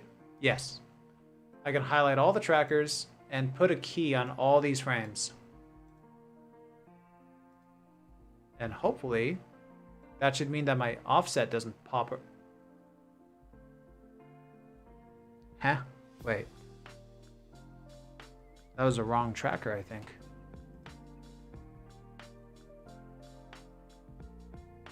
You know, that's fine. That's fine.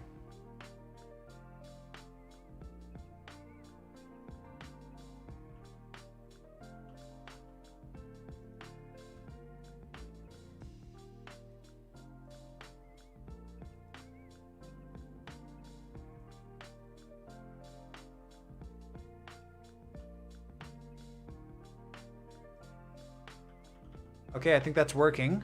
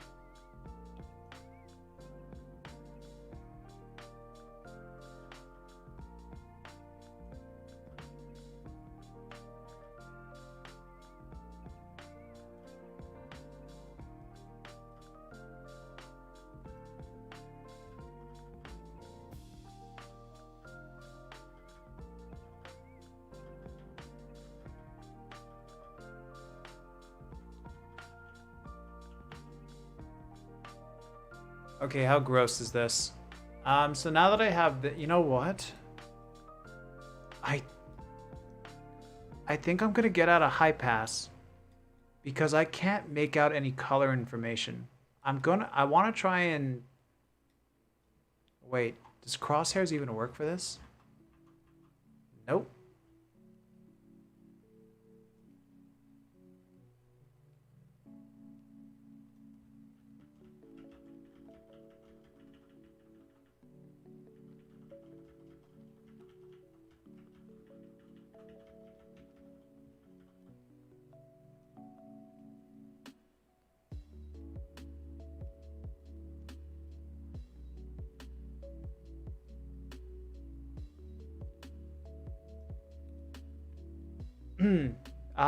So I'm gonna try a strategy.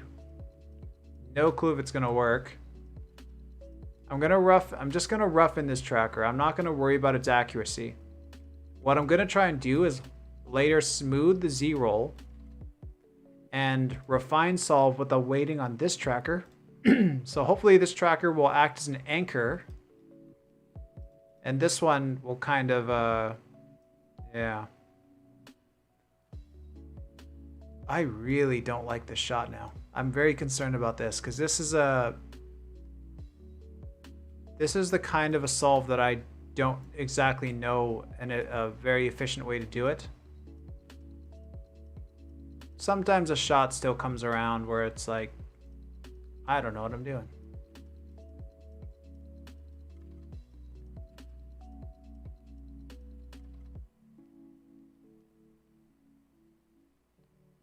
Just looking for the biggest offenders, the biggest offending frames.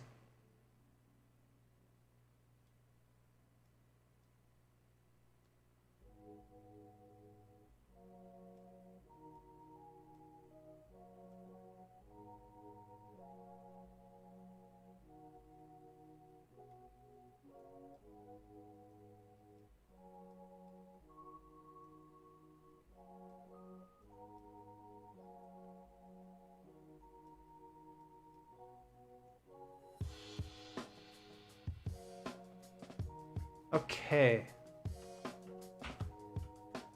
Now I'm going to take and combine this, Shift 7. Now this tracker kind of doing this now the whole way.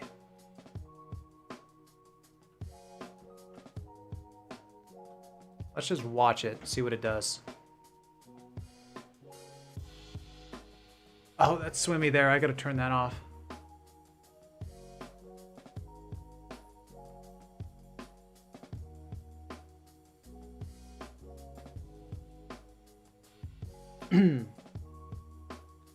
It's not too bad.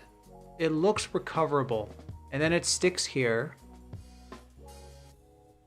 But think of how satisfying this shot will look in a play blast. It will. I really hope it looks satisfying in a play blast. Okay, let me disable that point here.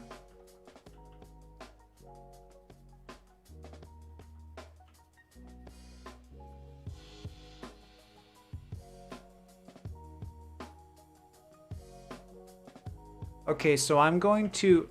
So let's pretend that is my sky tract. I am going to get out of this high pass. And I'm going to start putting points in the logs, which will be fast, and then maybe a couple points in other parts of the shot, and just fill out a couple areas, and see if I can kind of get this close to something final in maybe 20 minutes.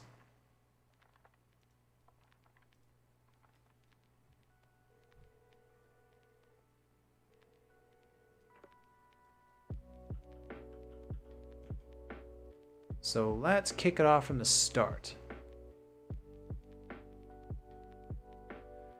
Oh, good times.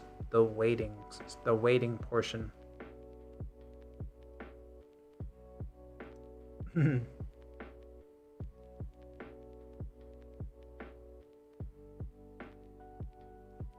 I need a windowed version of Minecraft here that I could just walk around in. Something peaceful.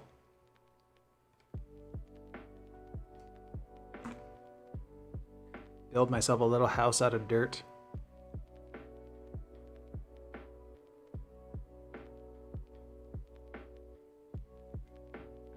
That little dirt house would cost a fortune in Vancouver. It'd be $2,200 a month for a 10 by 10 square foot Minecraft dirt house.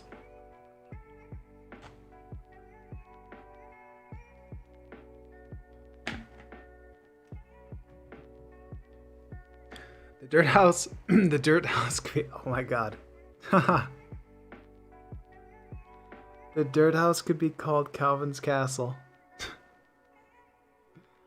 Salas, this is so exciting. Yes. Oh man.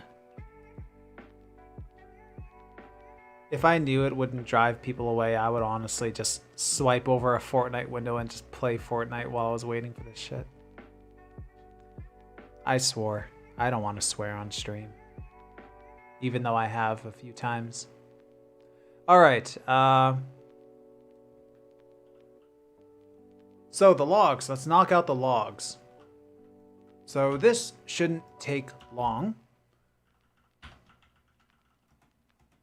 Ah. Bleep button. Oh my god. Yes, the bleep button, man.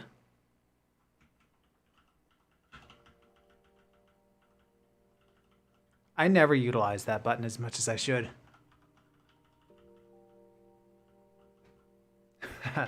Genius. The genius isn't me. The genius is Walnut. Oh, I've got this edit button. That's why I'm not nudging.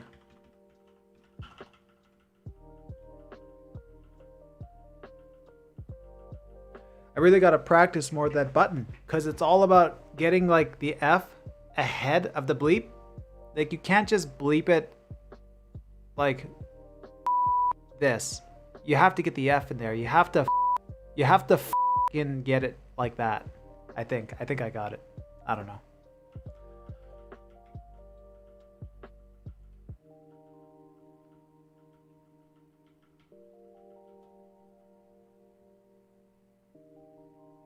What I need is a foot pedal. I need a foot pedal driving that button. Danasa. Cal said a bad word. Hello, Danasa. You're on YouTube. You might be the only person on YouTube. Walnut nailed it. Styles, watch out. You're about to start pressing the bleep button so much the stream will turn into a whole music album. You know what? One day, one April Fool's Day, I'm gonna start the stream and then it's gonna be, oh wait, I have to go do something, and I'm gonna put a weight on the button and it's just gonna be this.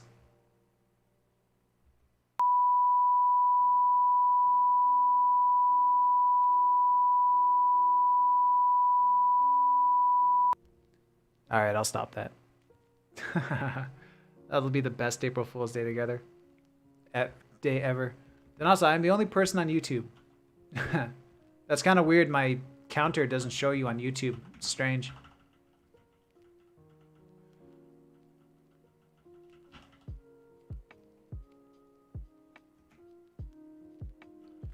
One log done.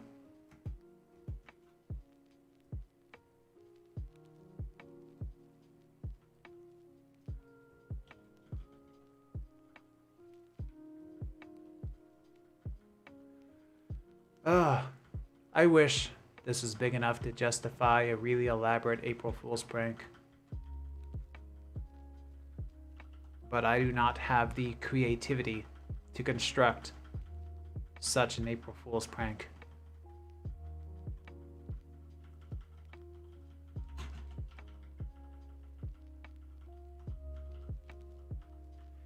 It's gonna be like, wake up one morning, hello everybody, welcome to my Blender tracking masterclass.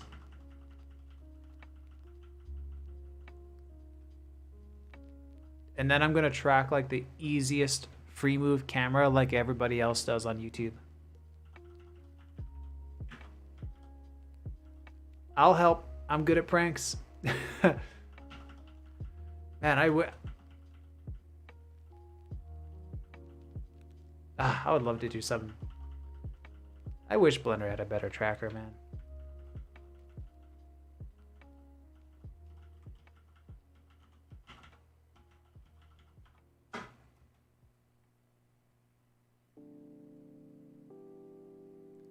That is too much ass. Sorry. That is too much ass. It's not even a bad swear word.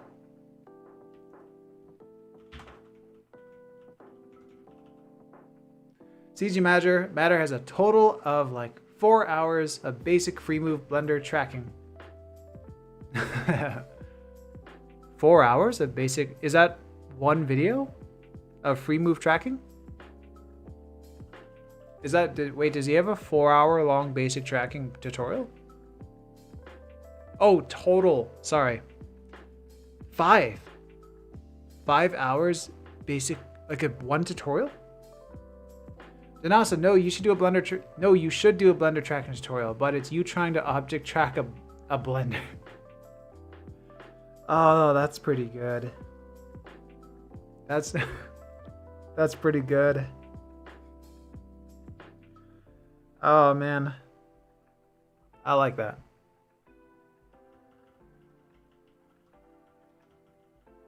Or track a box and then show people how to constrain the default cube, and that's it.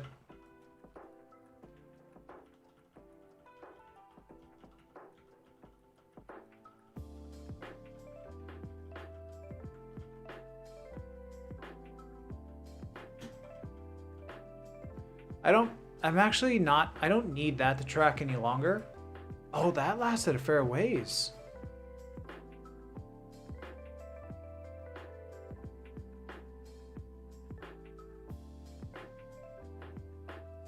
What's going to happen in the next stream of this shot? Will that be the solve? Maybe. I didn't realize that other shot was going to be as tedious as it was, even though I rushed through it. I thought I was honestly going to track that shot in like 2 minutes tracking, solve it in a second. But then we went down the spiral of me not realizing why the lens wouldn't come out as an 80. So that kind of dragged on a little bit more than I thought it would. If you're really dumb now that I thought it through in my head later. I guess I'm actually used to also my Blackmagic and my R are both using an adapter. Actually, my Blackmagic for the one lens is not, but I do use EF lenses on this camera too sometimes, but I don't track that footage. I just haven't shot footage to track on an EF lens on this camera, but I'm very used to using those adapter rings. I guess I'm just gonna track this. And let me see what a quick solve of this portion will do. And then I'll see if it's fast for me to cheat the sky. I want to see if I can solve it. But I might have to refine solve it on another stream. This tree here, some boater came along and like got caught up here on the shore. Right by that tree. I don't know if they brought the tree or if they ran into the tree or something, but they got stuck there. It was very low tide. This lake will drain and turn into just a big mud flat.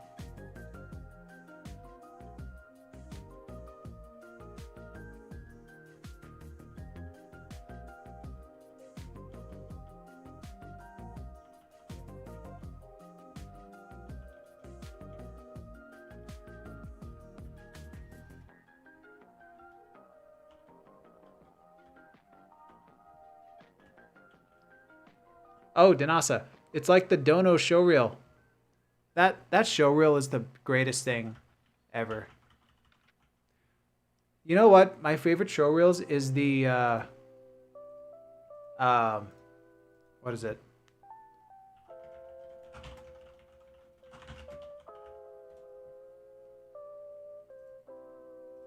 Okay, I'm gonna try play this. Hold on.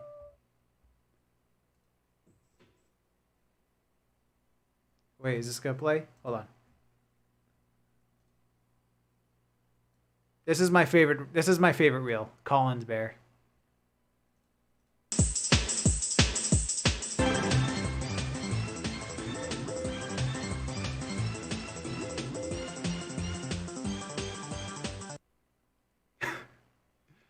This is Animation Arts. Thanks for nothing. That is so great. Love it. I hope it's real. I actually don't know if it's real, but it looks like somebody just made a crappy reel and left and gave that as a big middle finger. So that is so beautiful. It is. It's so good. Oh man.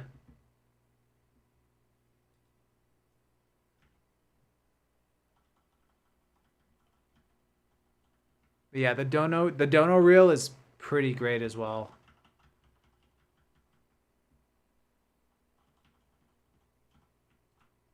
Salas, I wish I could just send it to people instead of flipping them off. That would be amazing.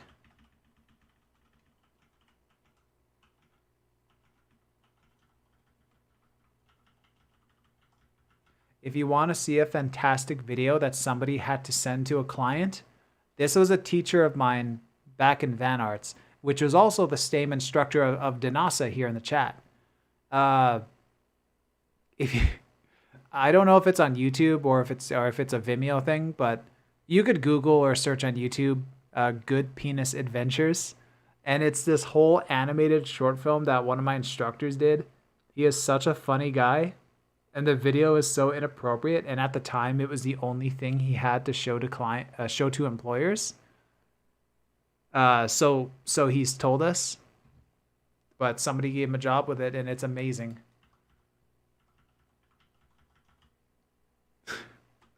Oh man, I still quote it with some friends.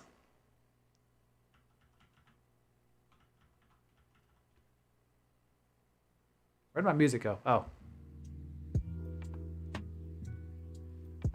That is so wonderful.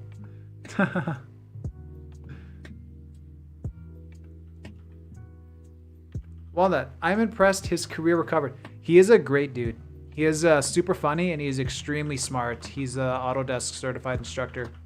He's great at sculpting, modeling, lighting, rendering, texturing, and all that stuff.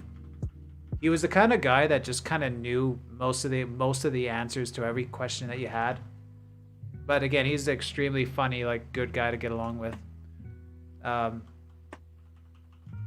hard worker.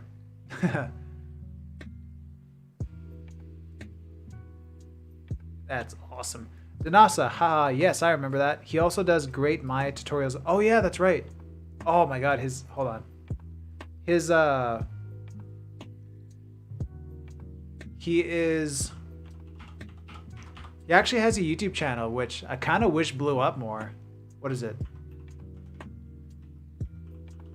I probably spelt that wrong. Oh, here he is. Here's the guy. Pretty much all his modeling that he does at Van Arts is available free here, and he upload. Oh, it looks, yeah, he's still uploading. 1 month ago, he uploads all his, like, a lot of his class recordings, and he's really good at modeling and rigging and stuff. Curious what he's up to now. Been a while since I've looked at this. Con. Or for Con, I guess somebody in the class name was likely Con, so he made that little bit. That music's kind of loud, isn't it?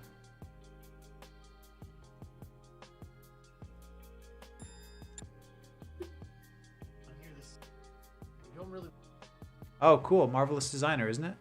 Anyway, I'm going to put that away.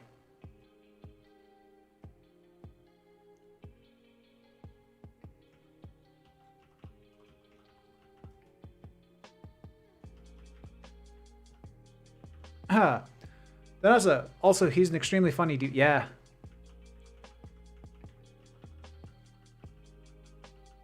We once had a teacher's assistant in our class, and like, for no reason, he like printed out a sheet of paper that said peanut gallery with an arrow pointing down, and he taped it above our teacher's assistant's little chair against this pillar in the room.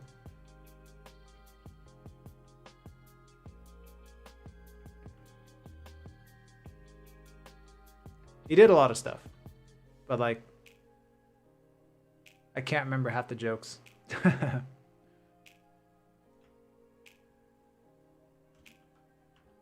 Solve.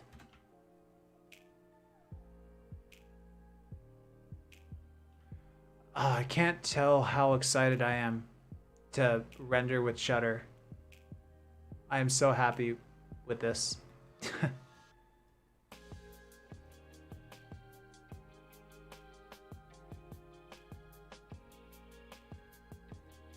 Let's take this point, make it far. Why did that die? 3 trackers here.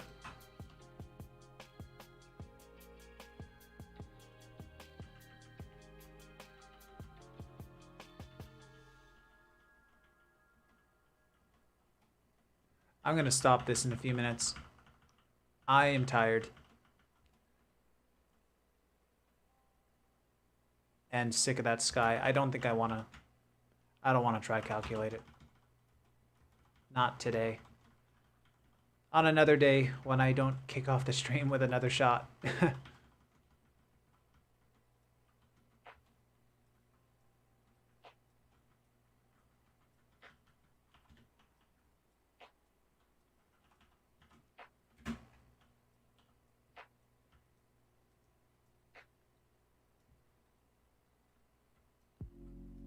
I wonder how stable these logs are.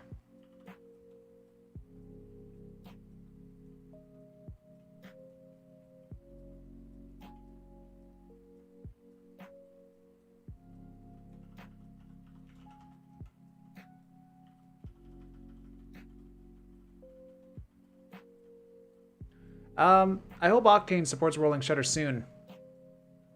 What do you use Octane in? What do you primarily work out of, Walnut?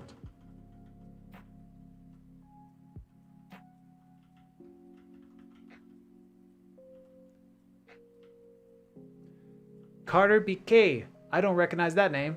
Now that's what I call log footage. Rimshot.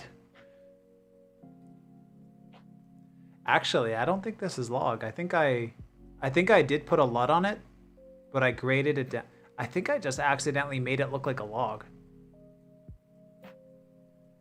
Yeah, this was shot in B-RAW. I did put a LUT on it, but I think I washed it out because this is comped. I actually had to do some paint work on here, but I'm not going to say on what.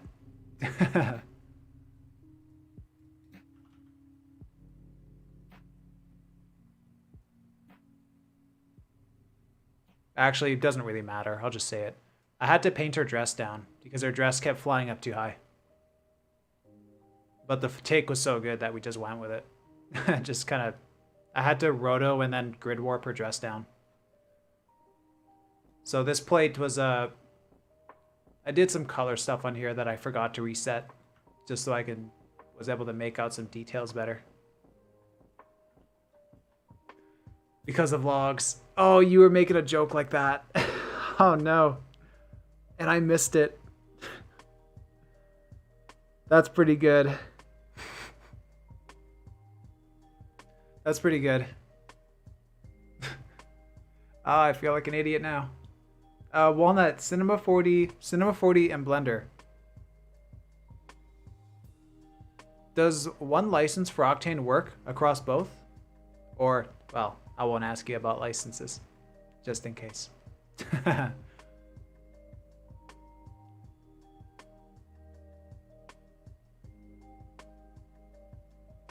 I think this will help me.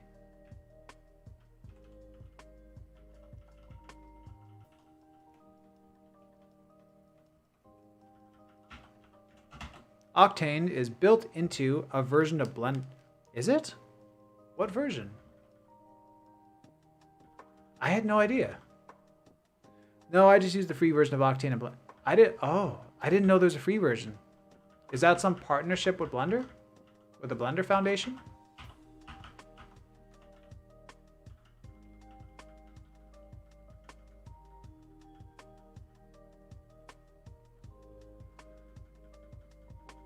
I cannot wait for Cycles X.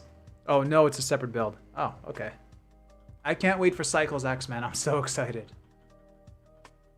I downloaded Blender, that build, Blender 3, but it kept crashing on me.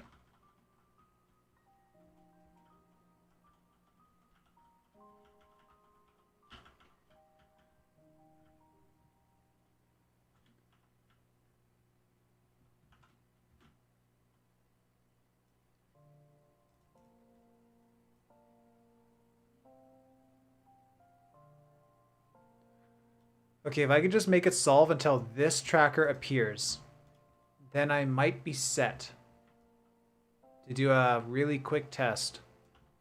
I don't want to make a perfect solve, but I might do a quick test, see what it does. It's free up to 1 GPU, and then you need to buy a license. I have one, so it's fine. That's pretty cool. Is Octane, is it significantly better than Cycles? Do you think? Or what do you think? Cycles is pretty slow. Cycles is not fast. I like Redshift from Maya. That was my primary render engine. Yeah, Redshift was fast and super easy to optimize.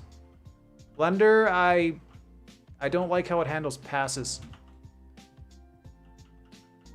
And it's slow. Cycles is fine, but Octane is superior in my opinion.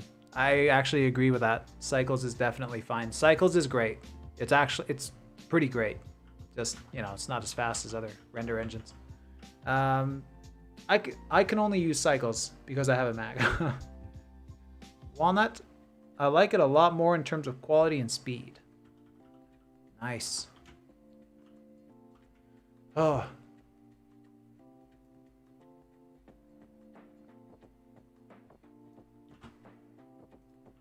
I've always like eyeballed Redshift at the time because I kept seeing such cool projects and making use of it. And then like the last straw that finally convinced me was some CG soup. Where was it? DNet? Whatever company did Avengers Endgame and Infinity War. All of Thanos and all like those two Avengers movies was all done rendered in Redshift. Apparently across the board, it was all Redshift apparently. So that was like, okay, they did pretty much everything in that movie. I'm sold. So I immediately purchased a license once I got home, and I am in love with it.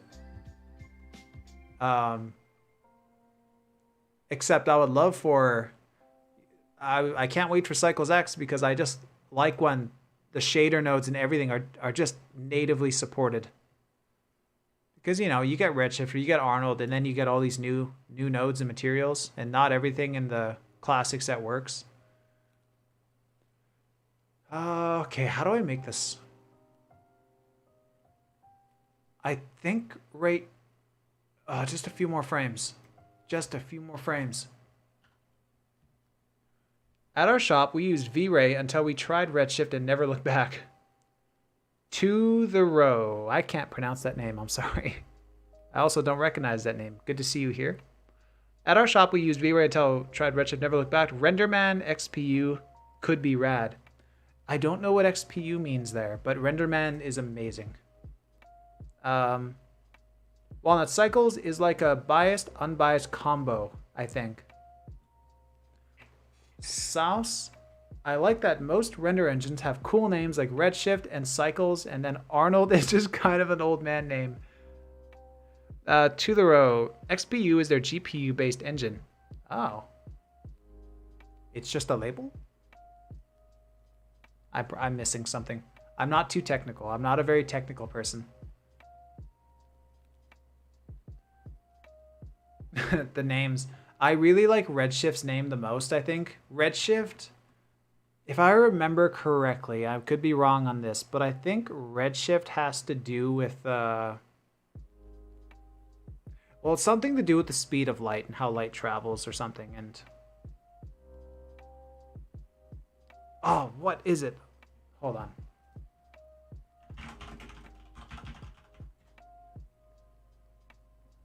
The displacement of spectral lines toward longer wavelengths.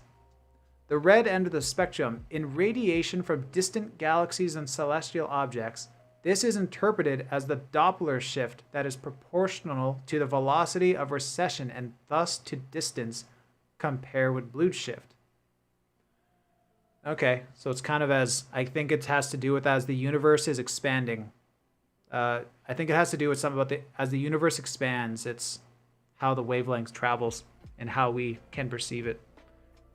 I might have even just butchered it there. Again, I'm not too technical.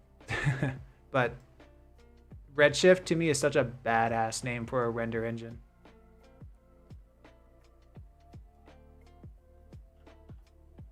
And then there's Arnold, as Souse put it.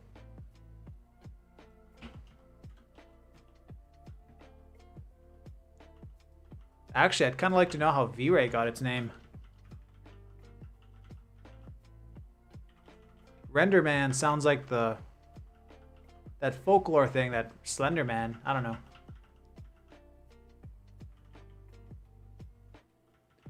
Octane just sounds fast. Sounds like an engine.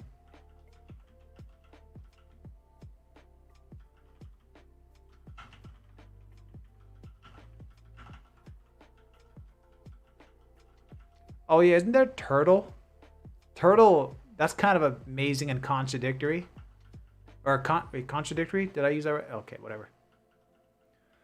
Oh, you'll love what Arnold calls their scene files. RenderMan has ribs. Oh, come on. V-Ray has V-Ray scenes. Mantra has IFDs. And Arnold has Arnold scene source file. That's what that is? I've seen that. I keep seeing that at work. When I export files, I keep seeing AS files, and then I have a little giggle because I'm a child. I had no clue. That's amazing. That is amazing. Oh my god. There's no way they weren't aware of that. There's no way. Okay, did I solve at least until this tracker turns on? Yes, I did. Yep. Oh man, Walnut. Ha, that's really funny. Walnut, Octane has OrbX files. OrbX.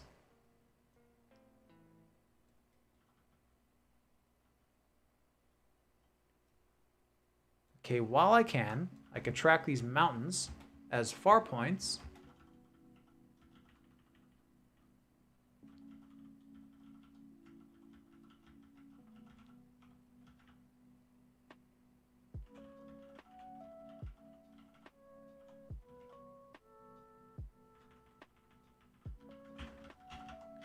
I'm already past the time that I said I would quit, but I'm gonna keep going just a little bit longer.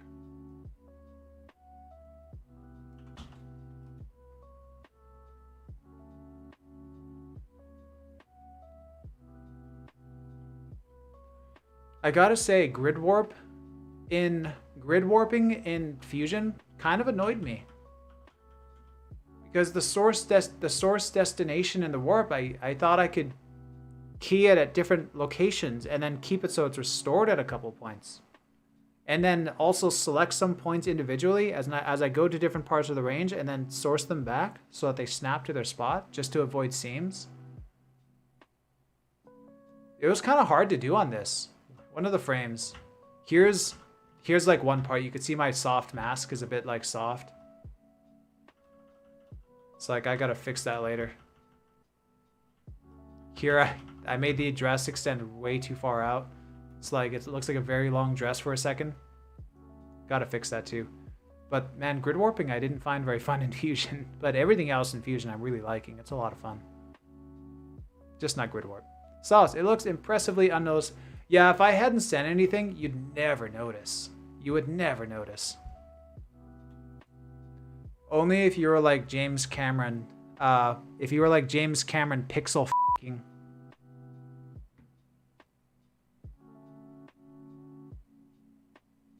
Or Ang Lee driving your studio to bankruptcy. Hadn't noticed.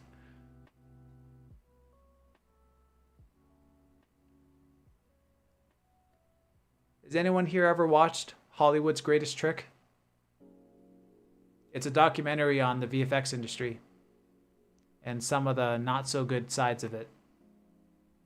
And there was a part in there where they were one of the guys who worked on Titanic. They were talking about what pixel. Oh, I can't say it. Wait, pixel f***ing is. And it's where clients have such a picky little thing about one very small detail that you would never notice. That's like this dress. Little roto line here, kind of funny looking.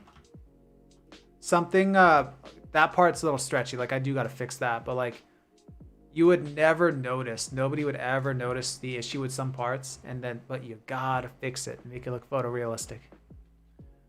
Oh, drama and controversy. Very spicy. Still spicy. James Cameron for Titanic.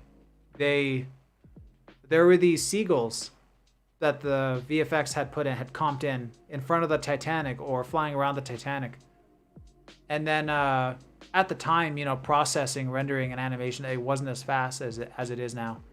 So back then, James Cameron was like, something feels off. It doesn't feel right. And then the artist guys were like, no, it's right. Like these things are to scale. We scale to the boat and scale the birds, and this is right. This is correct. And then he said, oh, you know what the problem is? These are insert seagull name, but what we need is, I don't know, like North Atlantic seagulls or something.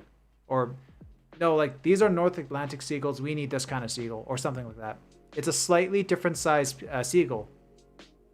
But it's something that is so unimportant to the story and so impossibly unnoticeable to anybody that and at the time, then the team had to go and redo that, re-render it, and that's typically you're not paid for stuff like that.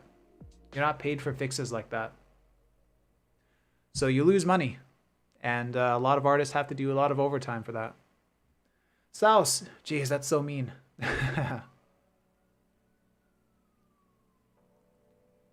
Yeah, it's like I do understand the pickiness of a lot, certain scenarios, but there's some things that clients are just overboard with.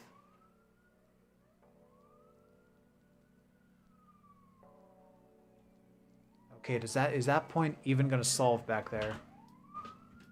I don't have enough of a move here. I just want this to extend out slightly far enough.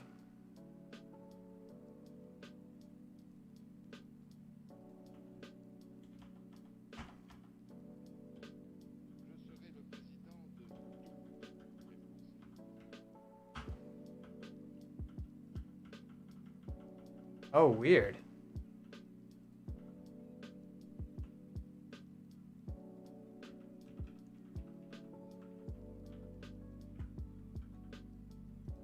I had two trackers going.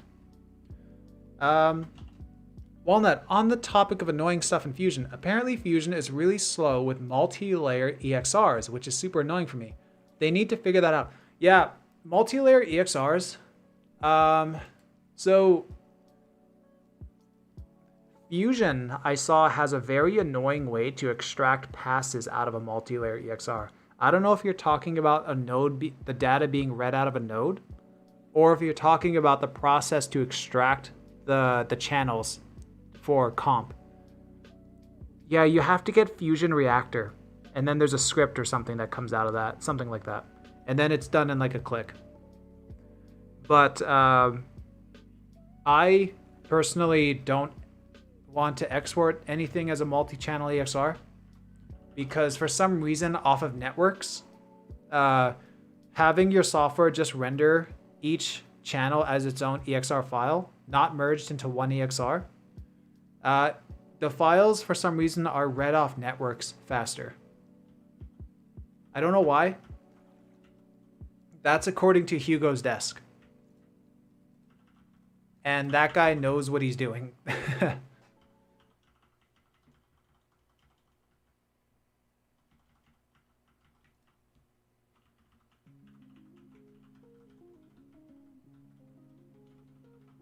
I heard Fusion can't get Illustrator files imported into it. I don't know if Nuke can do that at all. I know After Effects can. I kind of want that. I kind of want to do graphics with Illustrator and a comp software. Okay, I have to turn that point off. I can't use it for too long because it's a far point.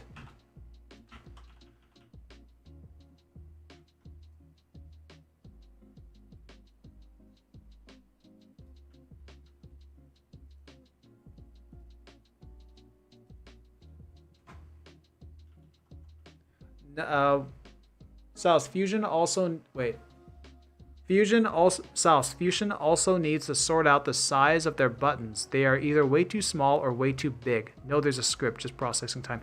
Oh, you know what bugs me? Wait, where's my Fusion? I'm opening Fusion right now. One sec.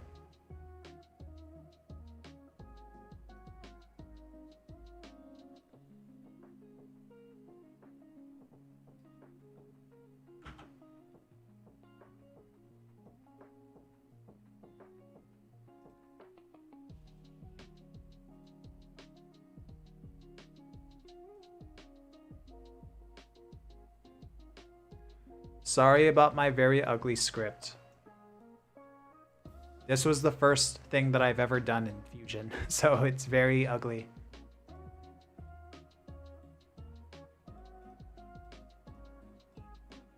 Oh my god, that's so bad.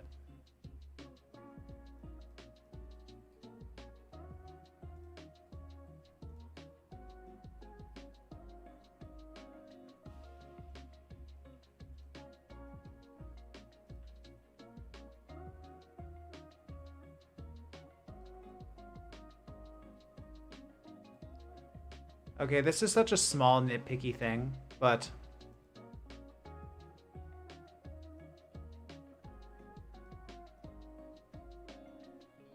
oh wait.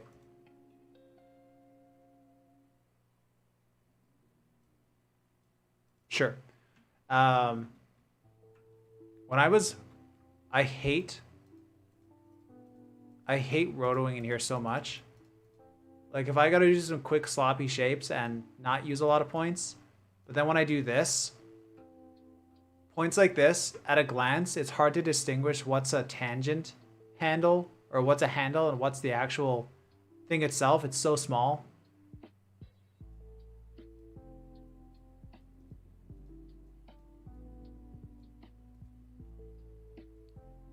Oh yeah, and then click in here, have to go up here, turn that off. It's such a small thing to me, but I don't like the highlights.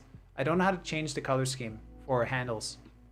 I gotta take a deeper dive and see if I can color this stuff differently. Have you tried the new custom layouts? Nope. I actually, you know what? I don't know how to update.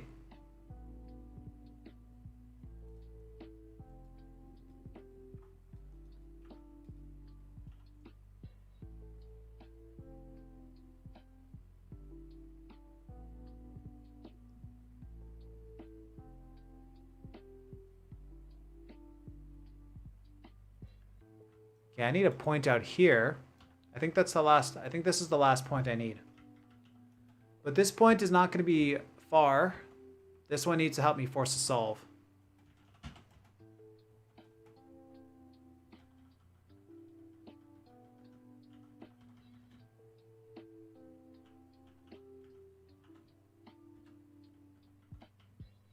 Actually, it's going to be far.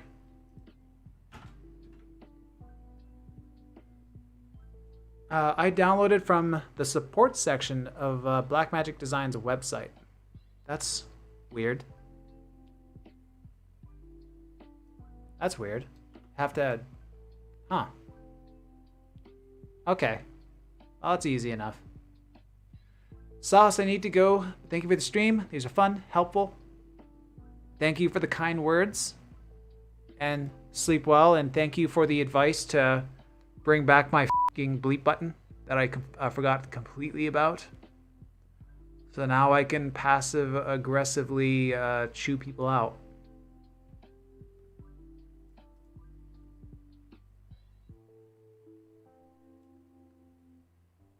Long live the bleep button. Have a good... I said sleep.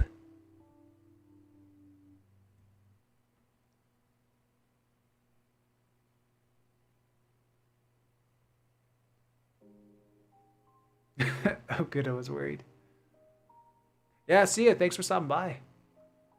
All right, so here's my attempt at the solve. If this works, oh my god. But here's my attempt. Okay, so to make this camera fly forward, this is not going to be my final, but this is going to be my test to make sure that when I actually properly do this, it's going to work. So we're going to look at solved path. Good. Good. I want the Z just to forever fly forward.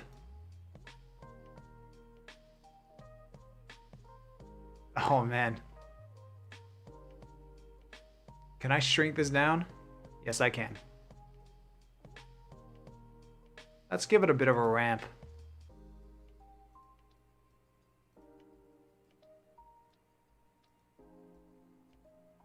Walnut, alright, see you next stream. Oh wait, Walnut. Oh wait, it's late, I should leave soon. Alright, see you next stream. Yeah, see you. Thank you for stopping by.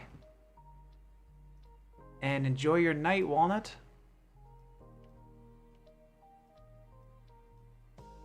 Once I see that this works, I'll be happy. Go away. To the row. Ah, moving around Synthesize Graph Editor is so terrible for me. You make it look easy. I've struggled a lot with it. It is, yeah, it's just awful. Okay, so I'm gonna go with that as my curve there. Maybe. Oh no. Maybe. Ah, get out of here.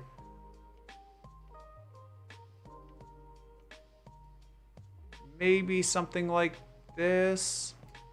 Let me center this out again.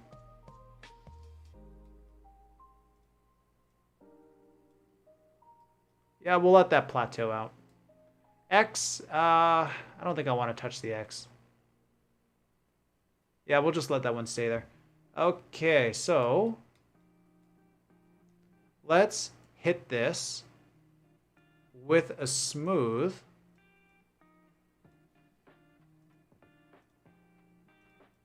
And this is the kind of shot where I would definitely want to turn the frequency up because I am going to damage the solve. I just don't want to be overly careful with the control on this one. So I'm just going to hit it with a strength of 1, frequency of 5. This isn't smart, but I'm going to do it anyway. Just, again, just for test. Wait, did that smooth? Couldn't even see it. Yes, it did. Okay, moment of truth. So the camera is now put, oh, well, hold on. Let's just see what it's doing before I move on. So it's moving out and hopefully the rotation is going to lock itself here.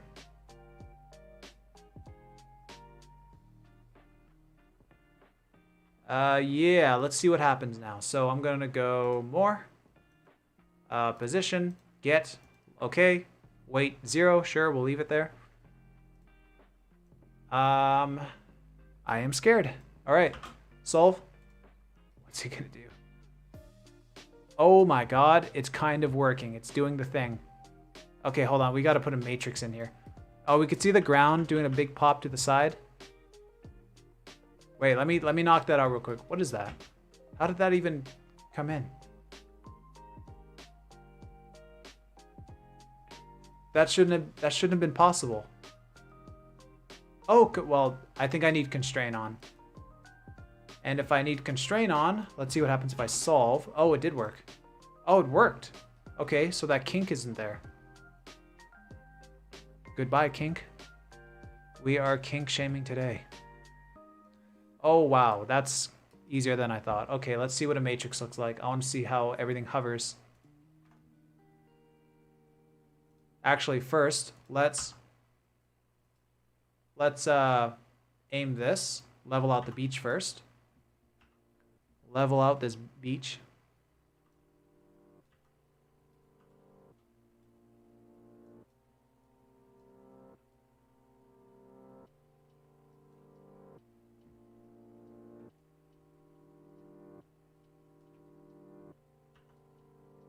All right, cool. And just for laughs, let's also get a human in here. Scale this boy up.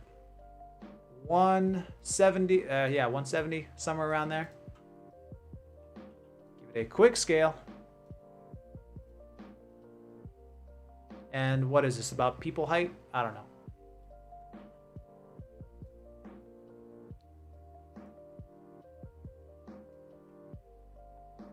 Sure, that's fine. That's people height, sure.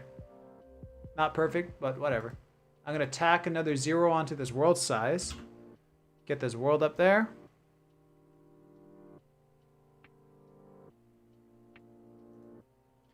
And I should just hide him. I was gonna delete him. Okay, matrix. Before I play, I gotta see a matrix.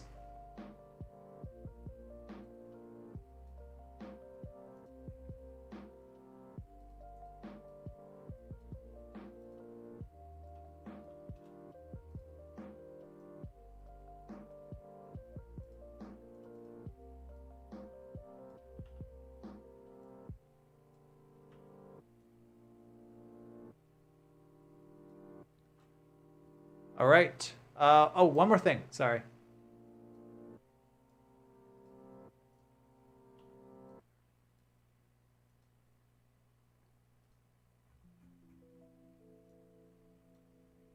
I am going to bring in a half dome. That's probably good enough. So I'm going to go F3.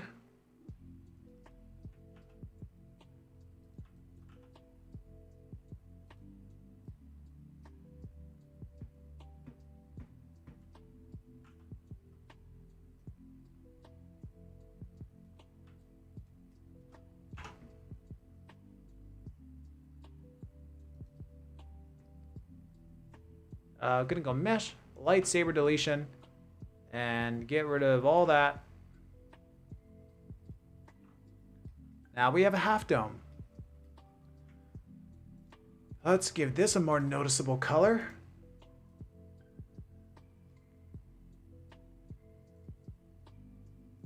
And the sky.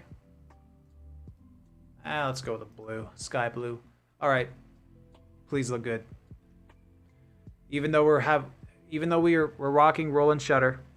I don't know if anybody jumped in new who hadn't seen, but I'm solving with rolling shutter. So the solve points are gonna look like they're sliding out of place. But that is fixed in Blender with rendering, Blender or whatever software supports it. Accurate rolling shutter. Okay, please don't look too stupid.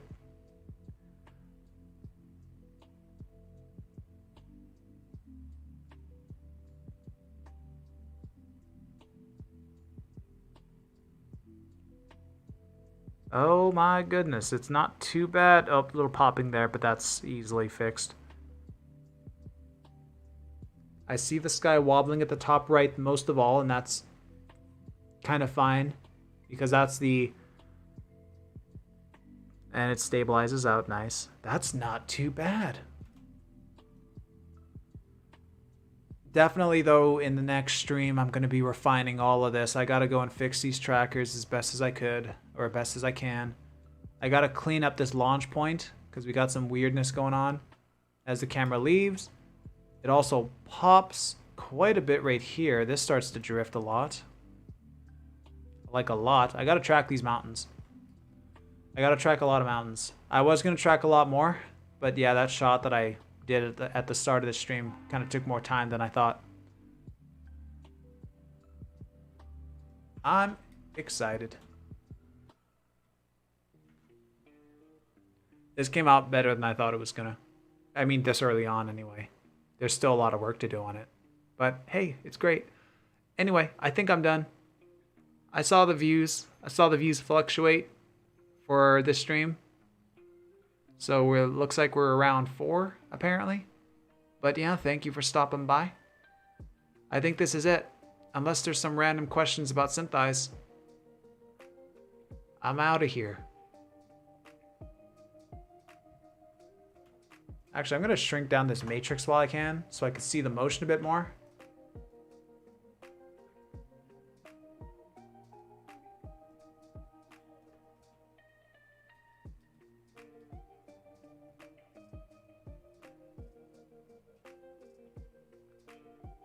That is satisfying.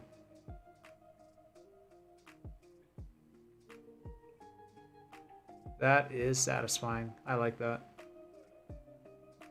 So smooth.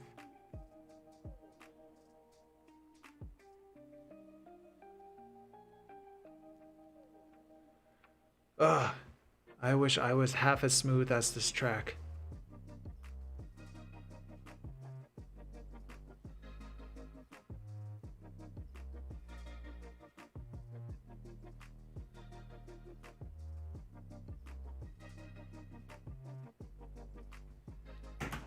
Actually, one more thing I want to see.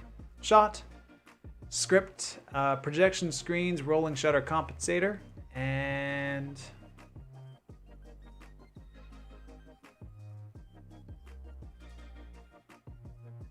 Oh, that's going to take a while. I forgot about that. This is a long shot. And I think I should have applied distortion before I did that.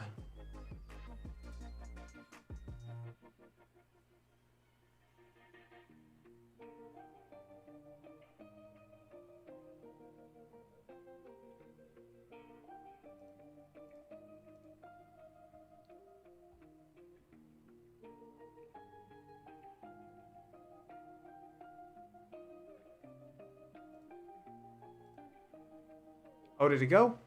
I think it's good.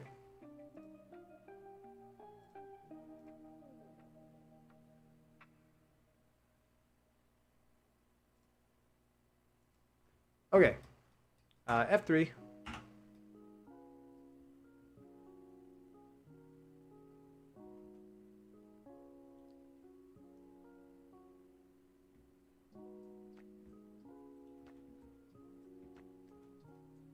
Not as visible. Yeah, I should have applied distortion before I did this. I wanted to see the shutter on this plane and see the trackers actually stick.